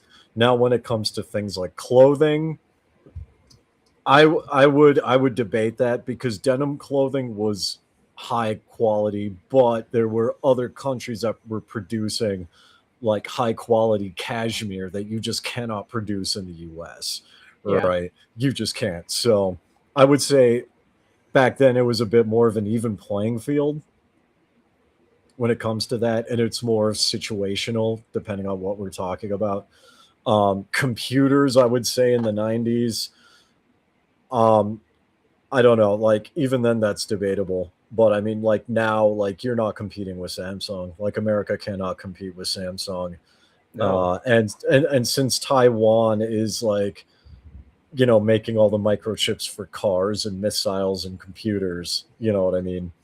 Where we're at with the economy now is, if America were to force all the manufacturers to come back, that would hurt, because everything would be so expensive, prices would skyrocket, companies would have to build factories and like corporate buildings and then pay people to staff them and work the factory lines, right? And it would just be so expensive that people couldn't buy a cell phone in the US. Yeah. That's the problem. Like we can, I think, in a lot of like chips, obviously we can't manufacture chips the way like say Japan or Taiwan or China does. Like we just can't. Yeah.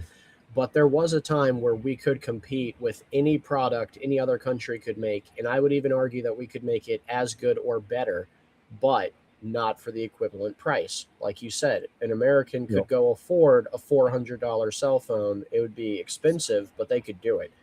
But America, to make that same product, we'd have to charge $3,000. Exactly. Exactly. Right. And so it's like that's kind of like, that's one of the bones I have to pick with American capitalism specifically, because it's like, it's corporate capitalism, right? It's very much corporatism It's and crony government bail. capitalism. Yeah, and I mean, like, other countries are more capitalistic than America is in some cases, I would argue, because, and a key example of this is like the government bailouts, right? If a company goes under in a different country, you're it depends on which country, but generally speaking, you're screwed, right? Yeah. Like it's a total collapse. Like India is a good example, because there have been cases of like people committing money laundering to try and keep the money afloat, but it ultimately collapses. And literally everyone, even the corporate executives, are homeless on the street because they lose everything. There's no bailout for that company. They'll bail out Yeah. the bank, which is its own set of problems, its nationalized banking system, but they won't like bail out the companies. You are literally screwed unless you have money on your own. Yeah, and Justin Harris here, like this is something you and I can relate to. Born in '84, so sort of on the cusp. Did everything I was supposed to, and now the goalposts have changed. Paid in, and now the rug's been pulled out from under me. And this doesn't just go with like financial stability or future investments. Mhm. This goes along with like losing rights, even. Because I was born in '89, so I was like 10 or 11 when 9/11 happened. So I Same. am old enough to remember what the world was like before 9/11 and how much freedom we had versus after 9/11, how everything changed overnight. Yeah, I gotta ask, what month were you born in? Because I was born in '89 too. I'm an August baby. Ha! I beat you again. No, I'm just kidding. Why? March. Oh, I was right. born in March. I Yeah, wish so I my could say something I, bad, but March is a fine month. yeah, March is good. Yeah, and I mean, yeah, 9/11 changed a lot. But yeah, it's kind of interesting. Nvidia is worth a crazy amount of money, and I mean, I was born on the cusp too, so it's like computers were like the like a MySpace. MySpace was like the world's only social media platform, Yeah. right? Other than So it's AOL chat rooms. well, yeah, but I mean, there's AIM, um, yeah, but there's AOL chat rooms, but like when we think of social media now with your profile picture and your friends list, right? MySpace was the first. And it was great. Yeah. I still don't understand what caused that migration from MySpace to Facebook. Like, because MySpace had so many more functions. You could have a song play when you open up your background. Like, you could really personalize it and show people your character. And we lost part of that when we switched over to Facebook. Yeah. Um, that's a good question. I don't actually know. I don't remember 2008 or 2019. I don't remember what happened then. Iron Matt says he's in manufacturing and it's booming over the course of the last year. So I would say that's good. We need more of that. Yeah. Now, Yeah, when they and I say mean, they're booming, are they writing bigger checks to CEOs, or are they booming in the way that they're able to hire more people? That's my it question. sounds like it sounds like the way he worded it that they're booming in terms of like production. Places are fully staffed, everyone's gainfully employed, and they have a lot of work to do, is what it sounds like. Mm. Yeah. This is a good one. They say the FISA and Patriot Acts. Yeah, the Patriot Act was probably the worst, I think. But then after that, you had Obama follow up with the NDAA, and that authorized the United States sitting president to authorize drone strikes on American soil against United States citizens. Thank God they haven't used it yet, but between that and the Patriot Act, we sold all of our rights away. Yeah. I don't know. My life really didn't change much after 9/11. Were you here in the States at that time? Yeah, actually, it was around middle school age. Yeah, I was in Minnesota. So, yeah, my life didn't really change much. Even like adulthood, right? Traveling around, and granted, my 20s were kind of like a wild time, but I think it might just be a difference in worldview and perspective, right? Because I know that there are people like yourself who like were bothered by the Patriot Act and like the government surveillance, right? My philosophy, Yeah. my way of thinking is like I'm boring. Like, and if an FBI agent wants to watch me at that time play Call of Duty, like, okay, whatever, go for it. You know. Okay, maybe then. But like, what about all the perverts who work for the government and aren't interested in watching you play Call of Duty, but are interested in watching you play around with your wife? Or if they don't have Well, a I wasn't webcam married pointed at at that your bed. time, but But I you know what mean, I mean, though. Like, a I mean, girlfriend, a random yeah, hookup. Like, okay, do you like want them listening to you in your most intimate secret times? I legit don't care. Like, if I mean, How? You don't value your rights? Like, that's a right that you're born with, is the right to privacy. odd because I've never experienced privacy growing up. That wasn't a thing in my house. Right. My parents were always, this is our house. We can go do your stuff anytime we want. We are the parents. We have every right to see what you're doing, to know who your friends are. We have every right to read through any journals you have. We have a right to know what games you play. We have a right to know what your music is listening to. Right. You know, so Who does that? who does that? My parents did. Like a Oh, lot okay. of people. Yeah, my parents did that. Like that's how we grew up. Like everyone I knew grew up that way. Yeah, I Right. mean, I grew up that way too, but the difference is like my parents have a vested interest in knowing what music I listen to. My parents have a deep spiritual interest in knowing who I talk to, you know, or in that sort of thing. Like the government doesn't. They don't know me at all. They don't have my best interest at heart. They just want control and they want to listen and see what I'm up to, and it's just none of their business. Yeah. I mean, I've never cared. I've just never cared, you know. It's no, Yeah. Krista's here. Welcome to the party. Yeah, and it's I don't even know if it's a religious thing. I think it's just a personality difference. Like I legit don't care, right? I know a ton of people who are like that too, you know. So, And again, it's not about I'm like you. I'm very boring. I've yeah. even named the FBI agent who watches me. I named him Bob. Like I Oh like to yeah. think that me and Bob are friends, but still, it does annoy me that Bob can just chime in and watch or listen to me whenever he wants. Like it's none of his business what I do. Yeah. Well, I mean, I never cared, and then now since I'm a content creator, I put myself out there anyway. You know what I mean? So, Yeah, and when I was new to content creation, I was all about here's my whole name. This is my face. And now I wish that I had never shown my face. oh really? Yeah.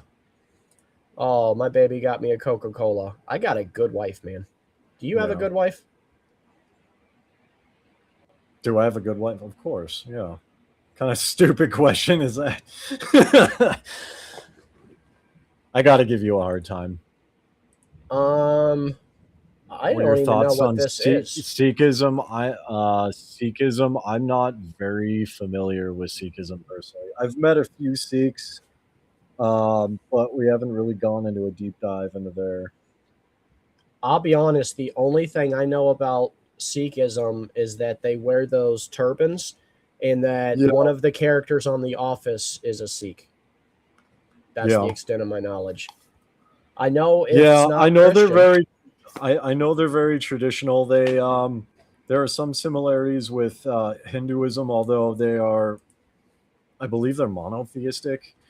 I could tell you more about the history when it's like Sikhs fought alongside Hindus against the Islamic Mughal invasion, right? Okay, that's something that happened there in That was in Mongolia. India. No, Oh, no, God, no, not Mongolia. No, no, no, no. This it was in sounded India. similar. Yeah, yeah, Sikhs originate from Punjab, I believe.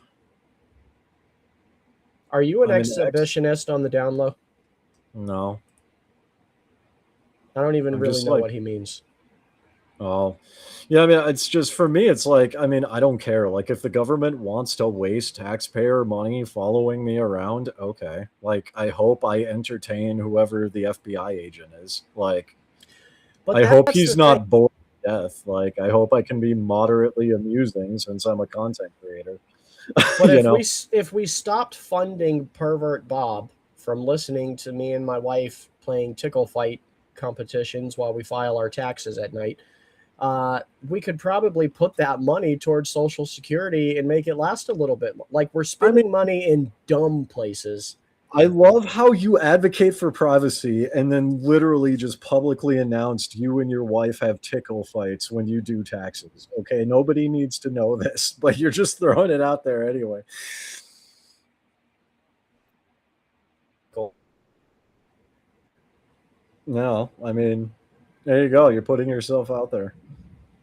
Yeah, but I mean, They I'm already giving you. know.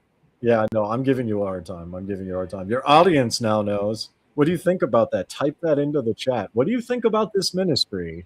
My Now wife is that you beautiful. No, God invented tickle fights. Like, God does not look down on tickle fighting. He thinks it's beautiful. He designed it. He designed it for us to enjoy it with each other. He just gave did us God a few basic invent rules. taxes? Did God invent taxes? It depends on what taxes we're referring to. If we're referring to the tickle fight taxes, then yes, that is a God-made thing. If we're talking about I government don't recall taxes, that's that from in the the Bible. devil. I don't recall that in the Bible. Well, he tells us to be fruitful and multiply. It's actually one of mankind's first given commandments is to be fruitful and multiply. And you do that through tickle fighting when you file your taxes at night. Interesting. Yeah. It took a turn of events. Interesting. Ben Franklin said something about that. Ben Franklin did. He said those who are willing to exchange liberties for false security deserve neither. And that's where we are. We gave up freedom for false security, and we're not better off for it. Take it easy, Iron Matt. I think it also depends on how one defines freedom too. Like, how would you? I mean, like, I've never liked freedom because, like, that's how I ended up in, like, alcoholism and on heroin, right? You could do whatever you want. It's hyper individualistic. Nobody else matters, right? It's all about you and what you feel, you know. Disregard everyone else. The freedom to do what you want when you want, and that's always never fully sat right with me. I do like I don't know, I'm working on, like, thinking about, like, the needs of others, you know, and it's like putting my likes and my desires in with, like, what's best for others. I mean, I agree as a former drug addict that it absolutely attracts narcissists, and I have narcissistic tendencies that I inherited from my dad, and it turns people into narcissists because you're right. Like, you get hooked on the drug. I was addicted to pain pills for like 10 years, so very similar to heroin. I started with pain pills and the prescription ran out and moved to heroin because it was cheap, it was easy, and nobody asked me questions. You know, that's kind of what led me down that road of doing the pain pills, was that I considered it like I really had this mentality in my head that I was better than people who shot up. So, like, I stuck on the pain pills primarily. I did a couple other things recreationally, but that was my drug. And it did pull out all those narcissistic tendencies in me. I did not care about anyone around me. I would steal from anyone to get my fix. Like, it just eliminates any feeling for anybody around you but yourself. You're right. Yeah. So, how long have you been clean? Like 14 years now, roughly. Yeah. That's good, man. Yeah, personal liberty is a Christian theme. That's part of why I will not be Christian. Well, yes, it is. However, like, you have to understand that we already have the free will, you and I. I'm Christian, you're not, but we both already have the free will.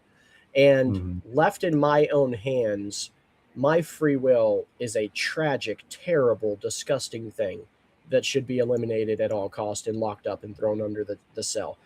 But when I put my trust in Christ and I make him Lord over my life, I allow him to lead my steps, and I allow him to make my decisions, and I allow him to flood my life with the Holy Spirit so that I'm walking in his will for my life. It's like giving up my free will, and it has made my life so much easier not having to handle that burden of free will that I already had to handle whether I came to him or not. Like, does that make kind of sense? Yeah, I mean, it does. Trying to think of how to respond. I'm multitasking, so I mean, I'm sure you're not going to say, yeah, that's made me a Christian just now, but Yeah, like at least you can exactly. understand from my point of view why. it Yeah, would I be could see. appealing. I could see how it fits. I mean, like,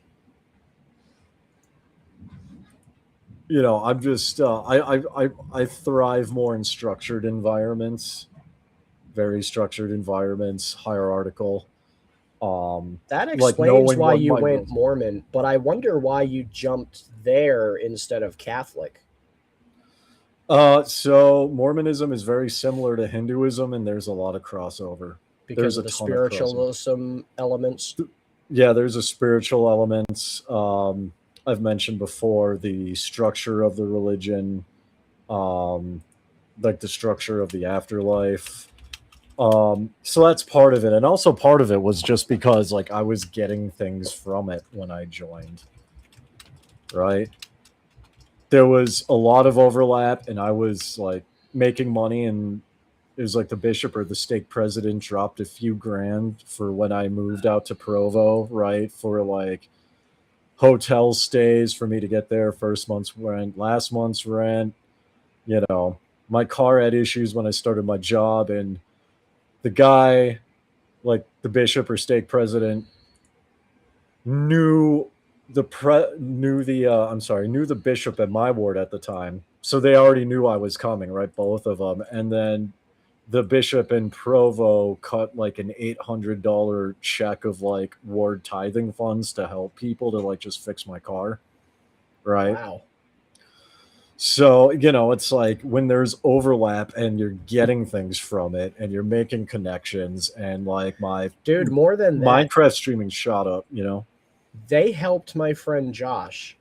He's changed his name now, and he's the friend I've mentioned before about how he got into Mormonism, and I want to get him out, but I don't want him to go, atheist. Um, he had kidney problems, and he was not able to afford the surgery, and they got it done for him. Yeah. Yeah. Like, how do you walk away? Like, I understand how it could be hard to walk away from that. Like, they do help their parishioners so much with To a big point. things. Well, to a point. To a What do you point. mean? So there are many cases where they actually don't. And this is where what's something called, I'm going to address Justin's thing real quick. Yeah, I don't benefit from Christianity, actually. I never did when I was in the US, just because of the way I was raised. Um, and it wasn't in the US, the entirety of it wasn't even in the modern Western world. And today I'm not in the modern Western world. So I actually get more benefits from being outside of the Western world than I did inside of it overall. But there's something called bishop roulette, right? And that means it's basically up to the bishop. It'll vary. So if your bishop doesn't like you, you're just SOL. Correct. And there's something else involved too. It's like Can't you change influence. wards, or do you have to go No, to a no, set it's church that's in your area? I mean, so here's the thing, like you can technically go to, because like you can technically go to another ward, but your like your records are at one ward, right? No, I didn't grow up in Utah. But yeah. So yeah, so it's like you can like visit other wards, but like your ward is your ward because it's based on where you live. It's based on your address. Justin, I guarantee you, no, I don't. I can guarantee you that. I can guarantee you that, actually. I think he's talking about, even the cultural influence that Christianity has taken stronghold on the Western culture and then overflowed from Western culture into even Eastern cultures, I think is how he's defining that. The entire world Yeah, has benefited from then Christianity. you'd probably like the East is not nearly as westernized as many people think it is. I think that would depend on how far east you go. Like even Afghanistan, if you look at it 60, 70 years ago, they were more modern than they are now. Yeah, sure. But I mean, modernization, you know, China's very much Eastern and is extremely modernized with its own like systems. And I would have to say, technology-wise, they've probably surpassed us. I've never Easily. been, but I've heard about just their airports put our whole infrastructure to shame. Yep, I've been. I've been to Beijing, and it's like way better than the U.S. Way better than the U.S. hands down, 100%. Like it was kind of wild because I I went from SLC, Salt Lake City, to LAX, and LAX is just like, it's big and it's busy, but it's really, really dirty, and it's like just disorganized. Well, Justin, see, here's the thing. I was raised outside of the West too, so I can actually tell. Yeah, I spent my life in multiple countries, not just the US. I have a feeling that Justin is not an American because of something he said earlier. But he said, while your dollar is crashing, something Yeah. along the lines of that. But I don't think he's American. So Yeah, I don't I even mean, know that that's- he's a Westerner. Well, no, he would be a Westerner if that's the case, because I think I missed that comment. If that's the case, he's probably from Europe somewhere. Oh, that would make sense. But you know what? Yeah, especially like British colonialism. Yeah, The but EU is not doing a whole lot better than the dollar. yeah, this is why I'm like joining up with BRICS nations. Like it's a much better shot. So, What did you think of Brexit?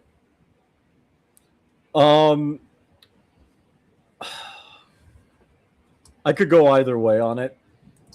I mean, I haven't been to the UK since I was like in high school, so it doesn't like, on the one hand it doesn't affect me, but on the other hand I'm not. I think it was good for the people of England for this reason. It showed their government that they're willing to still stand up and have a voice, because for so long the Yeah. British people, our cousins across the ocean, they have had no voice, and they have just let their government bend them over and give it to them, and they have not been able to find unity to stand up together and say, no, we want to preserve our culture. We are not going to just take over what the European Union gives us. So I think for that reason, that expression of resistance was good for the British people.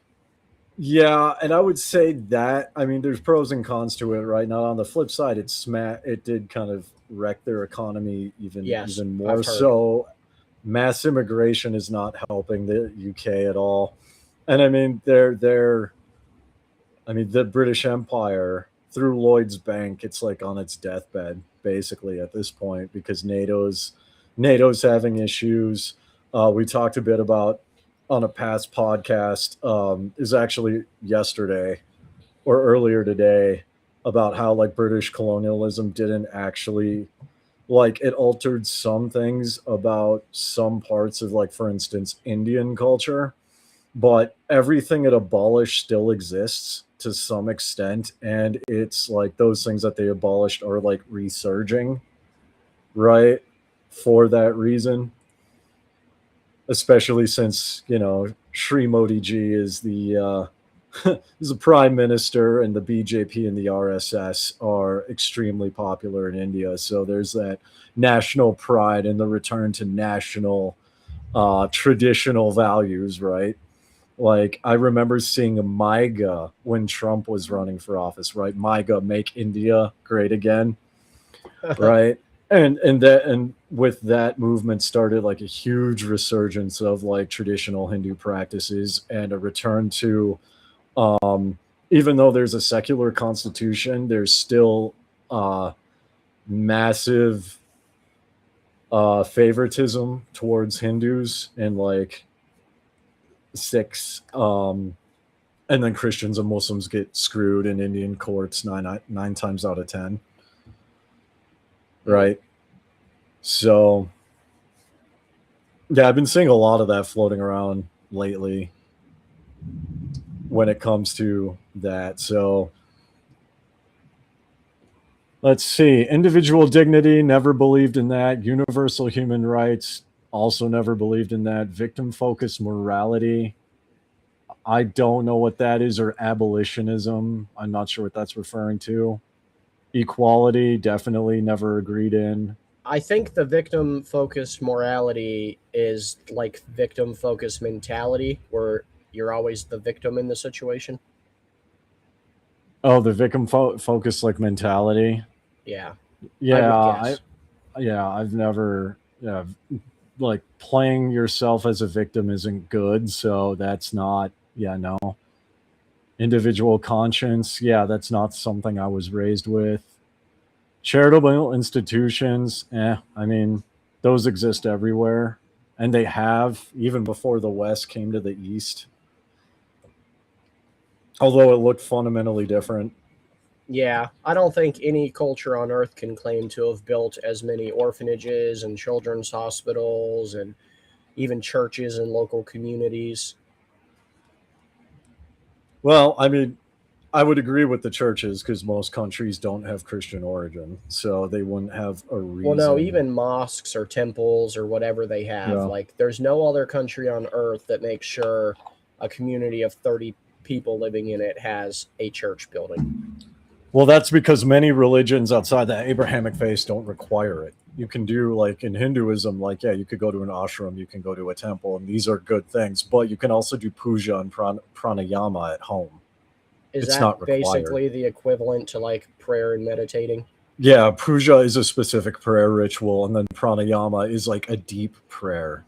It's like a very deep prayer. It's like a marathon prayer. When you do Right. those prayers, who are you praying to? I mean, it depends on the denomination that the Hindu is in, or like what. Like for me personally, it would be Mahakali or Lord Kubera, Hanuman. We've talked a bit about this. Is there a particular sect who claims to like hear more from their god than the other? No, It's about equal. yeah. There's a lot of like, I mean, there's a lot of. I think it's like very similar to that, right?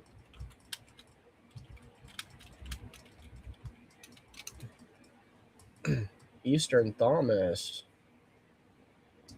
Eastern Thomas, you're wanting to do the show tonight? That's great. I can schedule it. I have ADHD.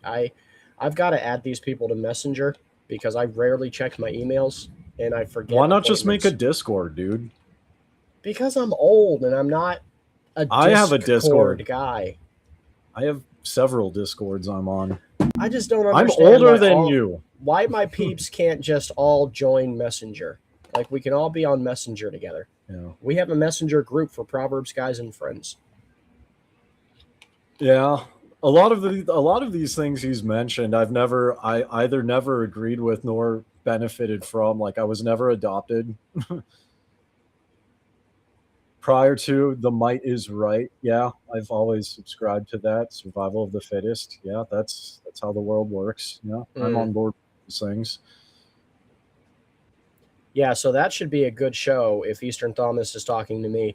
We're going to be talking about the Bishop of Alexandria. And we're really doing it because of King James Onlyists. They have this bizarre pseudo-history version of events where all of the good, uncorrupted Christian scrolls that make up our scriptures were made and held in Antioch. And all the bad scrolls that were corrupted and have paganism and secularism and all came from Alexandria, Egypt.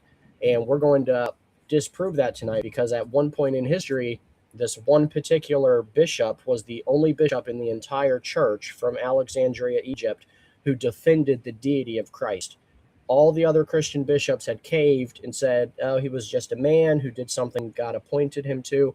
And this bishop stood up alone against all the bishops and said, no, Jesus is God, which is the doctrine we hold to today, of course. Yeah. So that is going to be a great episode.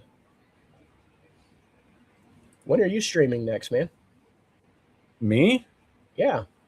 Sunday. Well, Sunday my time, Saturday. It's going to be 4 p.m. Eastern on Saturday. My time. Yeah, let me check. You're So Eastern. I'm Central, so Oh, I so would it's just like be an hour Freedom. behind. Yeah. Yeah, let me double check. Let me pull up my Streamlabs here. I've got it all planned out for the month. Oh no, Justin is an American, Northwest Oh, he is. Georgia, right Okay, outside that Chattanooga. interesting. Okay. Mhm. Oh, okay. I didn't think so because I thought you said something about your dollar, which implied to me that he did not have the same dollar Unless he was standard. talking about mine, but I mean, I use multiple currencies, so That makes sense. Like, do you have to carry around paper money, or do you guys have Mongolia debit cards? I mean, I use my own credit card, but I mean, yeah, there's like AI payment systems here, like with QR codes, so you don't even need a debit card. Oh wow, that's pretty Yeah, advanced. it's QR codes, and I use my credit card because I get Sky Miles that I can convert to cash back. How are you going to So, feel if they want to like brand you with a QR code or put a chip in you? Are you one of the ones that are like, yeah, well, easier? see, here's the thing: Mongolia already has digital ID. We don't like to your question of whether they're going to brand us with a QR code or like do the RFID chip. I used to implant those in people for money back in 2015. Like I've studied this tech for a while, right? What? You Yeah. monster! Hey, they want it and it's fine, right? Free will, right? Ah, But so like here's the thing about those chips, they're outdated, right? Because you see people in Sweden and they can go and like unlock the doors and stuff with that. But like I've seen in South Korea and there's like some like high-end homes. I think it's in I know they have it in China, not sure about Japan, but they've got the same thing except it's on your phone and they have like biometric locks. So you like enter your house with um your fingerprints. I don't know. I haven't been to China or South Korea, so I don't know like how universal that is, but I do know that like that is a thing just from seeing it on YouTube videos. So, yeah, it's like that tech is outdated. They wouldn't have to do that because like even my like F1 residency card has a QR code, right? So they could scan the physical card, or if they have the info, they could just like digitally pull it up. I don't need a QR code tattooed on me, or like I don't need a microchip planted in the you don't think in that's the next skin. step of human evolution? That they're going to take Well, us to that? I think they're going to combine AI and robotics with people. well, they are, but it's not going to be with that tech specifically because that tech is like 10 years old. Yeah. All right, so Neuralink is the closest thing to it, and there is you could look this up. We might have talked about it on this podcast, or maybe it was another one, but there's might have been another one.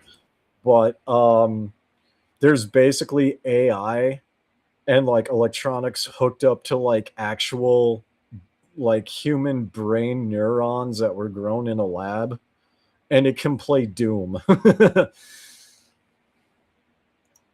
Did you see that? No, I don't remember that. But I'll tell you what, that is where we're headed. And the Neuralink is just like first or second generation for where the end game is going to be. But we are headed in that direction. I think within the next 10 or 15 years, people are going to have all of this computer information. They'll have the option to have it implanted or combined with them. I mean, yeah, that's like part of what's called transhumanism. But I mean, that's been around for a while. Like that's not new. Like I remember like seeing an article on some guy who froze both of his legs because he wanted to wear prosthetic legs and he wanted to be like an amputee for like social reasons. I don't know. It was kind of weird. But that started a whole thing, right? Let me get Yeah, but you I'm not talking about just like fringe examples. I'm talking about mainstream. I think you know how divided people were over the big C of 2021. I think we're going to be that divided over the issue because half the populace of every place in the world is going to want to be implanted, and then it's going to cause a great division. Yup. Here, I'm gonna. Yeah, it's all over the place. Oh, it's in Australia. Cortical Labs. Human neurons on a chip learn to play Doom. I'll throw that up there if people want to read that.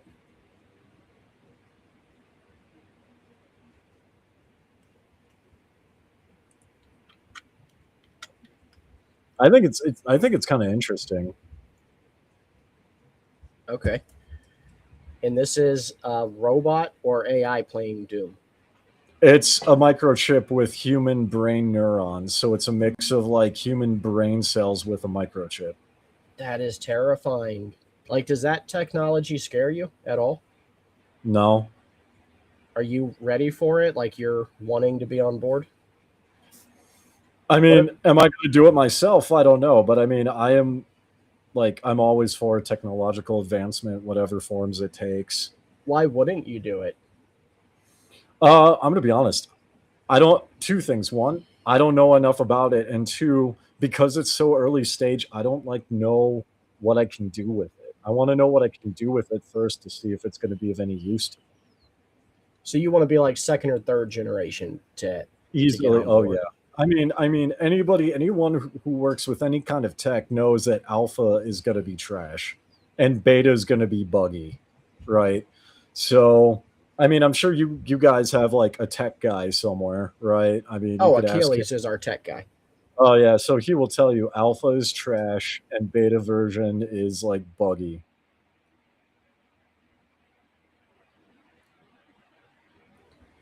And God is actually fake username says, is your God not powerful enough to end violent people without killing literal babies? I Oh don't yeah, they feel like were. that's a good faith question. Oh yeah, they looks like they were asking something earlier. They're just Oh, hating on Jesus. I have no opinion on that. I just don't care. Um, That's so offensive. You don't care about my God? Diamond Dave. I would never tell you that. That is hurtful. I mean, you could say that. That's fine. I don't care. Like You guys don't criminal get defensive over your God? procedures. I mean, why would I? You have a personal relationship with him? I mean, I wouldn't call it a personal relationship, but it just people can say and think what they want. I'm not going to change their minds. It's not my job to change people's minds, right? And the difference between my religion and yours is you are commanded to convert others. We are not. It's a way of life. Well, I have to correct you. So in Islam, they're commanded to convert others.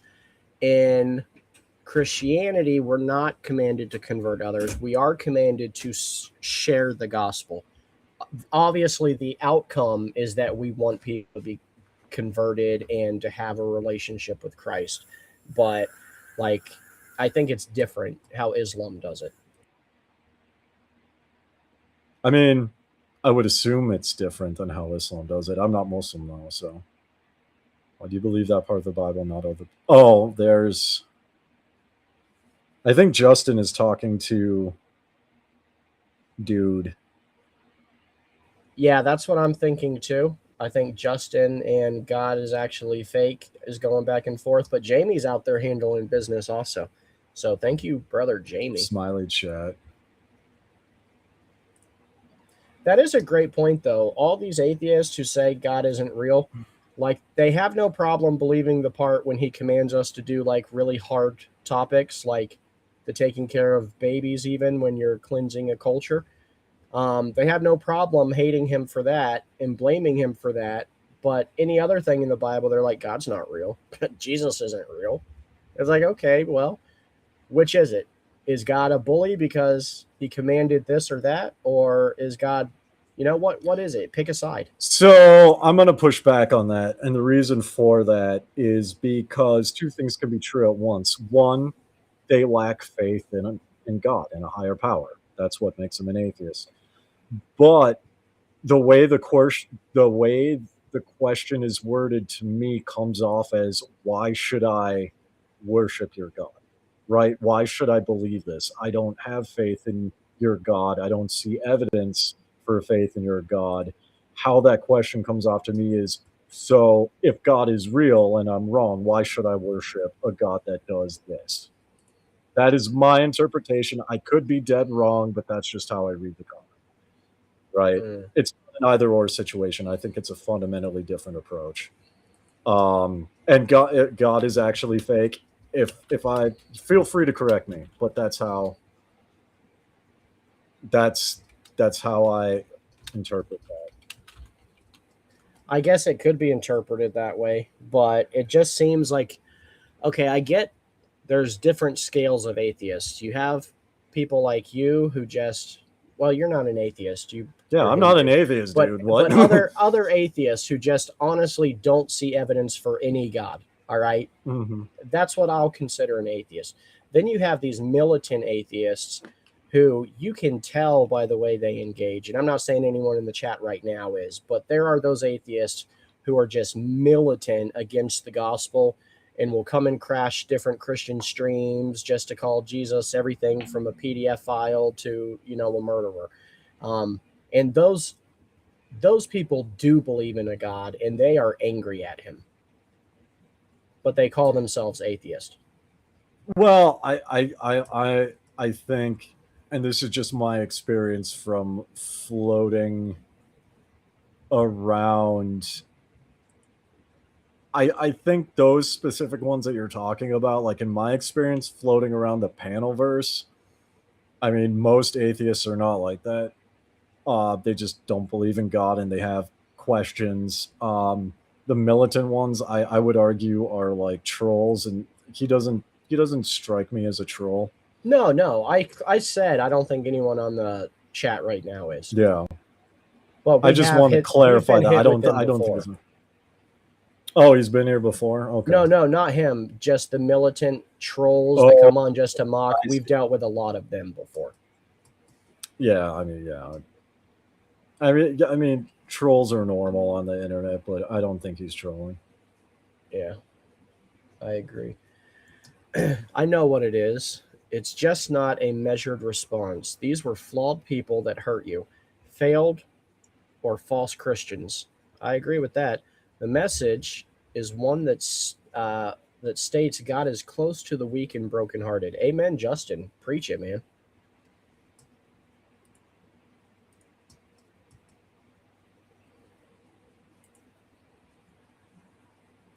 Let me see. I got to make sure Justin has a wrench. He's going to be out here slaying dragons for us. Well, he's slaying dragons for you. Well, yeah, but that's what I care about. I know, right? Like, it's your channel and it's your faith, so. It is interesting that you come around and hang out so much with us. I'll chat with anyone who chats with me. I mean, I have friends of all religions. Well, most religions, right? So, I mean, I used to do gaming with people. There's like 4 or 5 different religions in one Discord. In fact, in some of the Discords I'm in, it's a wide variety of people.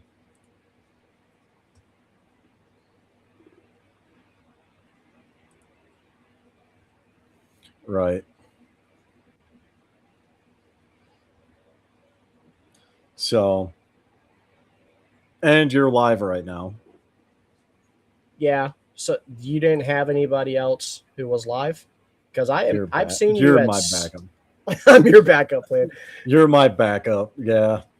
That's partially true, right? I mean, I like to give you a hard time. That's partially true, and also partially because it's like I just like chatting with people.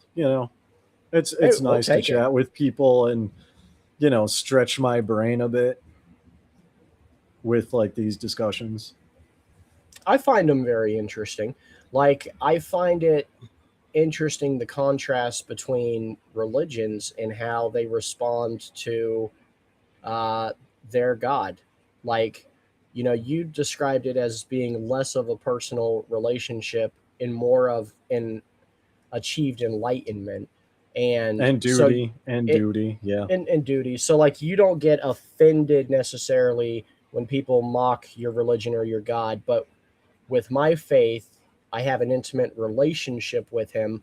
So it's just as offensive to me when somebody mocks Jesus as it is like if somebody was to try to mock my wife. Like, Yeah. who do you think And I you mean, are? I could see that. And I mean, the thing too is it's not just a religion, it's like a way of life as well. You don't there's an action there's I forget the name off the top of my head, but there's an actual atheistic sect of Hinduism, right? So you don't need to believe in a higher power or a deity in order to live the overall Hindu life, like that way of life. Yeah. I don't So it's know. Does not. that ever leave you wanting? Or like do you feel complete in your faith? Oh, definitely, I feel complete. I mean, you know, if I Without even didn't, feeling like I, you ever get to know your do you guys believe he's your creator? Or I she? mean, we do believe. I mean, I do believe in a creator God, yes. But I mean, the question is, why would I want to know God like that? That's not. That's. It's we're starting at a different position, right? Because what I seek is that eternal peace, that inner peace and enlightenment and ascension, right? Uh, a personal relationship is not required for that. It's all done internally. So there's no desire to like have a personal relationship with any god, really. So you don't see it like as literally the biggest achievement a man or a woman could achieve is intimacy with their God, like to not just Correct. know of their God, but to literally know their God. Like that's not the biggest Correct, achievement. because I mean, we have three-dimensional minds and we can ultimately never know God. I disagree. I know God. Like I know you hear that a lot, so it almost Yeah. becomes taboo or just Christianese and in one ear and out the other. But like no, like I disagree. I really do know Jesus. I know God. Do you know every single thing there is to know about Jesus No, and but God? I don't know every That's single what thing I'm about my talking about. wife yet, and I know Well, my but wife. that's what I'm talking about. God is like unknowable in that regard. That's the context. But that's the Right? So sure beautiful you part. can. Yeah, I mean it. Sure, I mean if that's something that you desire, that's cool. Good for you. I'm happy for you. I Well, I just mean, never. you would say you know your wife, right? Like you more intimately than anyone else, you know your Sure, wife. But there are probably still some new things that you find out about her, and it probably even excites you because it's like, oh, I sure. didn't know But the that about difference you. is I want to know my wife. I don't care about knowing God because that's not. Those are two fundamentally different things. I'm anti Calvinist. I really am. Like, I think it's a very demonic doctrine, but I do believe Calvinists are saved people, and they probably think the same about me, so it's fine. But, hearing you say stuff like that, it does make me wonder, about some people being drawn to him. Like, I even as a child, I had a desire to want to know God. And then I was Hmm. excited when I got to know God. And then you not having that drive at all, from what you say, like that just baffles me how some could be so drawn to want to know God and others, just won't care at all. It is what it is, I suppose. Yeah. You know, it's just a different worldview. You are freezing up. Am I freezing? No, I think it's my internet because I have Okay. Starlink and Oh, we I'm have a running a storm going through. VPN. Oh, I see. Okay. Well, I am running a VPN because it's how I can watch Disney Plus and Star Trek here. So, um, yeah, that can cause issues with my internet. So if I'm freezing, guys, please let me know in the chat. So you have to use VPN to watch the Disney Channel? Yeah, just because it's not like available in Mongolia and most other countries. It's mainly a Western thing. That's pretty Um, cool. What I will say though is like I'm actually, because like I do enjoy talking about like politics, religion, and myself. Like I'm going to be starting a podcast with my wife coming up soon on that. I'm really excited to do it. So it's going to be fun. I do enjoy being on podcasts because I get to like stretch my brain. What are you guys going to be talking about and covering? Oh, anything and everything. Backstories, spiritual experiences, Are you going to be talking about our the double perspectives fire? on things. Probably at some point. That's not going to get you into any trouble? I don't believe so. I don't. I'm going to be honest. Like we're going to just kind of wing it, you know, just start talking, see where things go, and I'm excited. Like I love being on podcasts. It's going to be really fun to do it with her. So That'll be nice. You guys going to do it there in your house? yeah, well we're in our office right now, but yeah. Oh, okay. Man, you guys must be doing good to have a separate office. Yeah. Because she has several businesses too, right? Yeah, she's got her stuff, I've got my stuff. So we got some pretty big goals. And That's I'm awesome, man. excited to. Oh, thank you. Yeah. Gene Spliced. It's actually a cool name. It is kind of a cool name. I'll put it But out there. but yeah, I mean it's yeah, it's an interesting discussion, and I like talking with people who have different worldviews and just sitting on things, Does it ever make you jealous?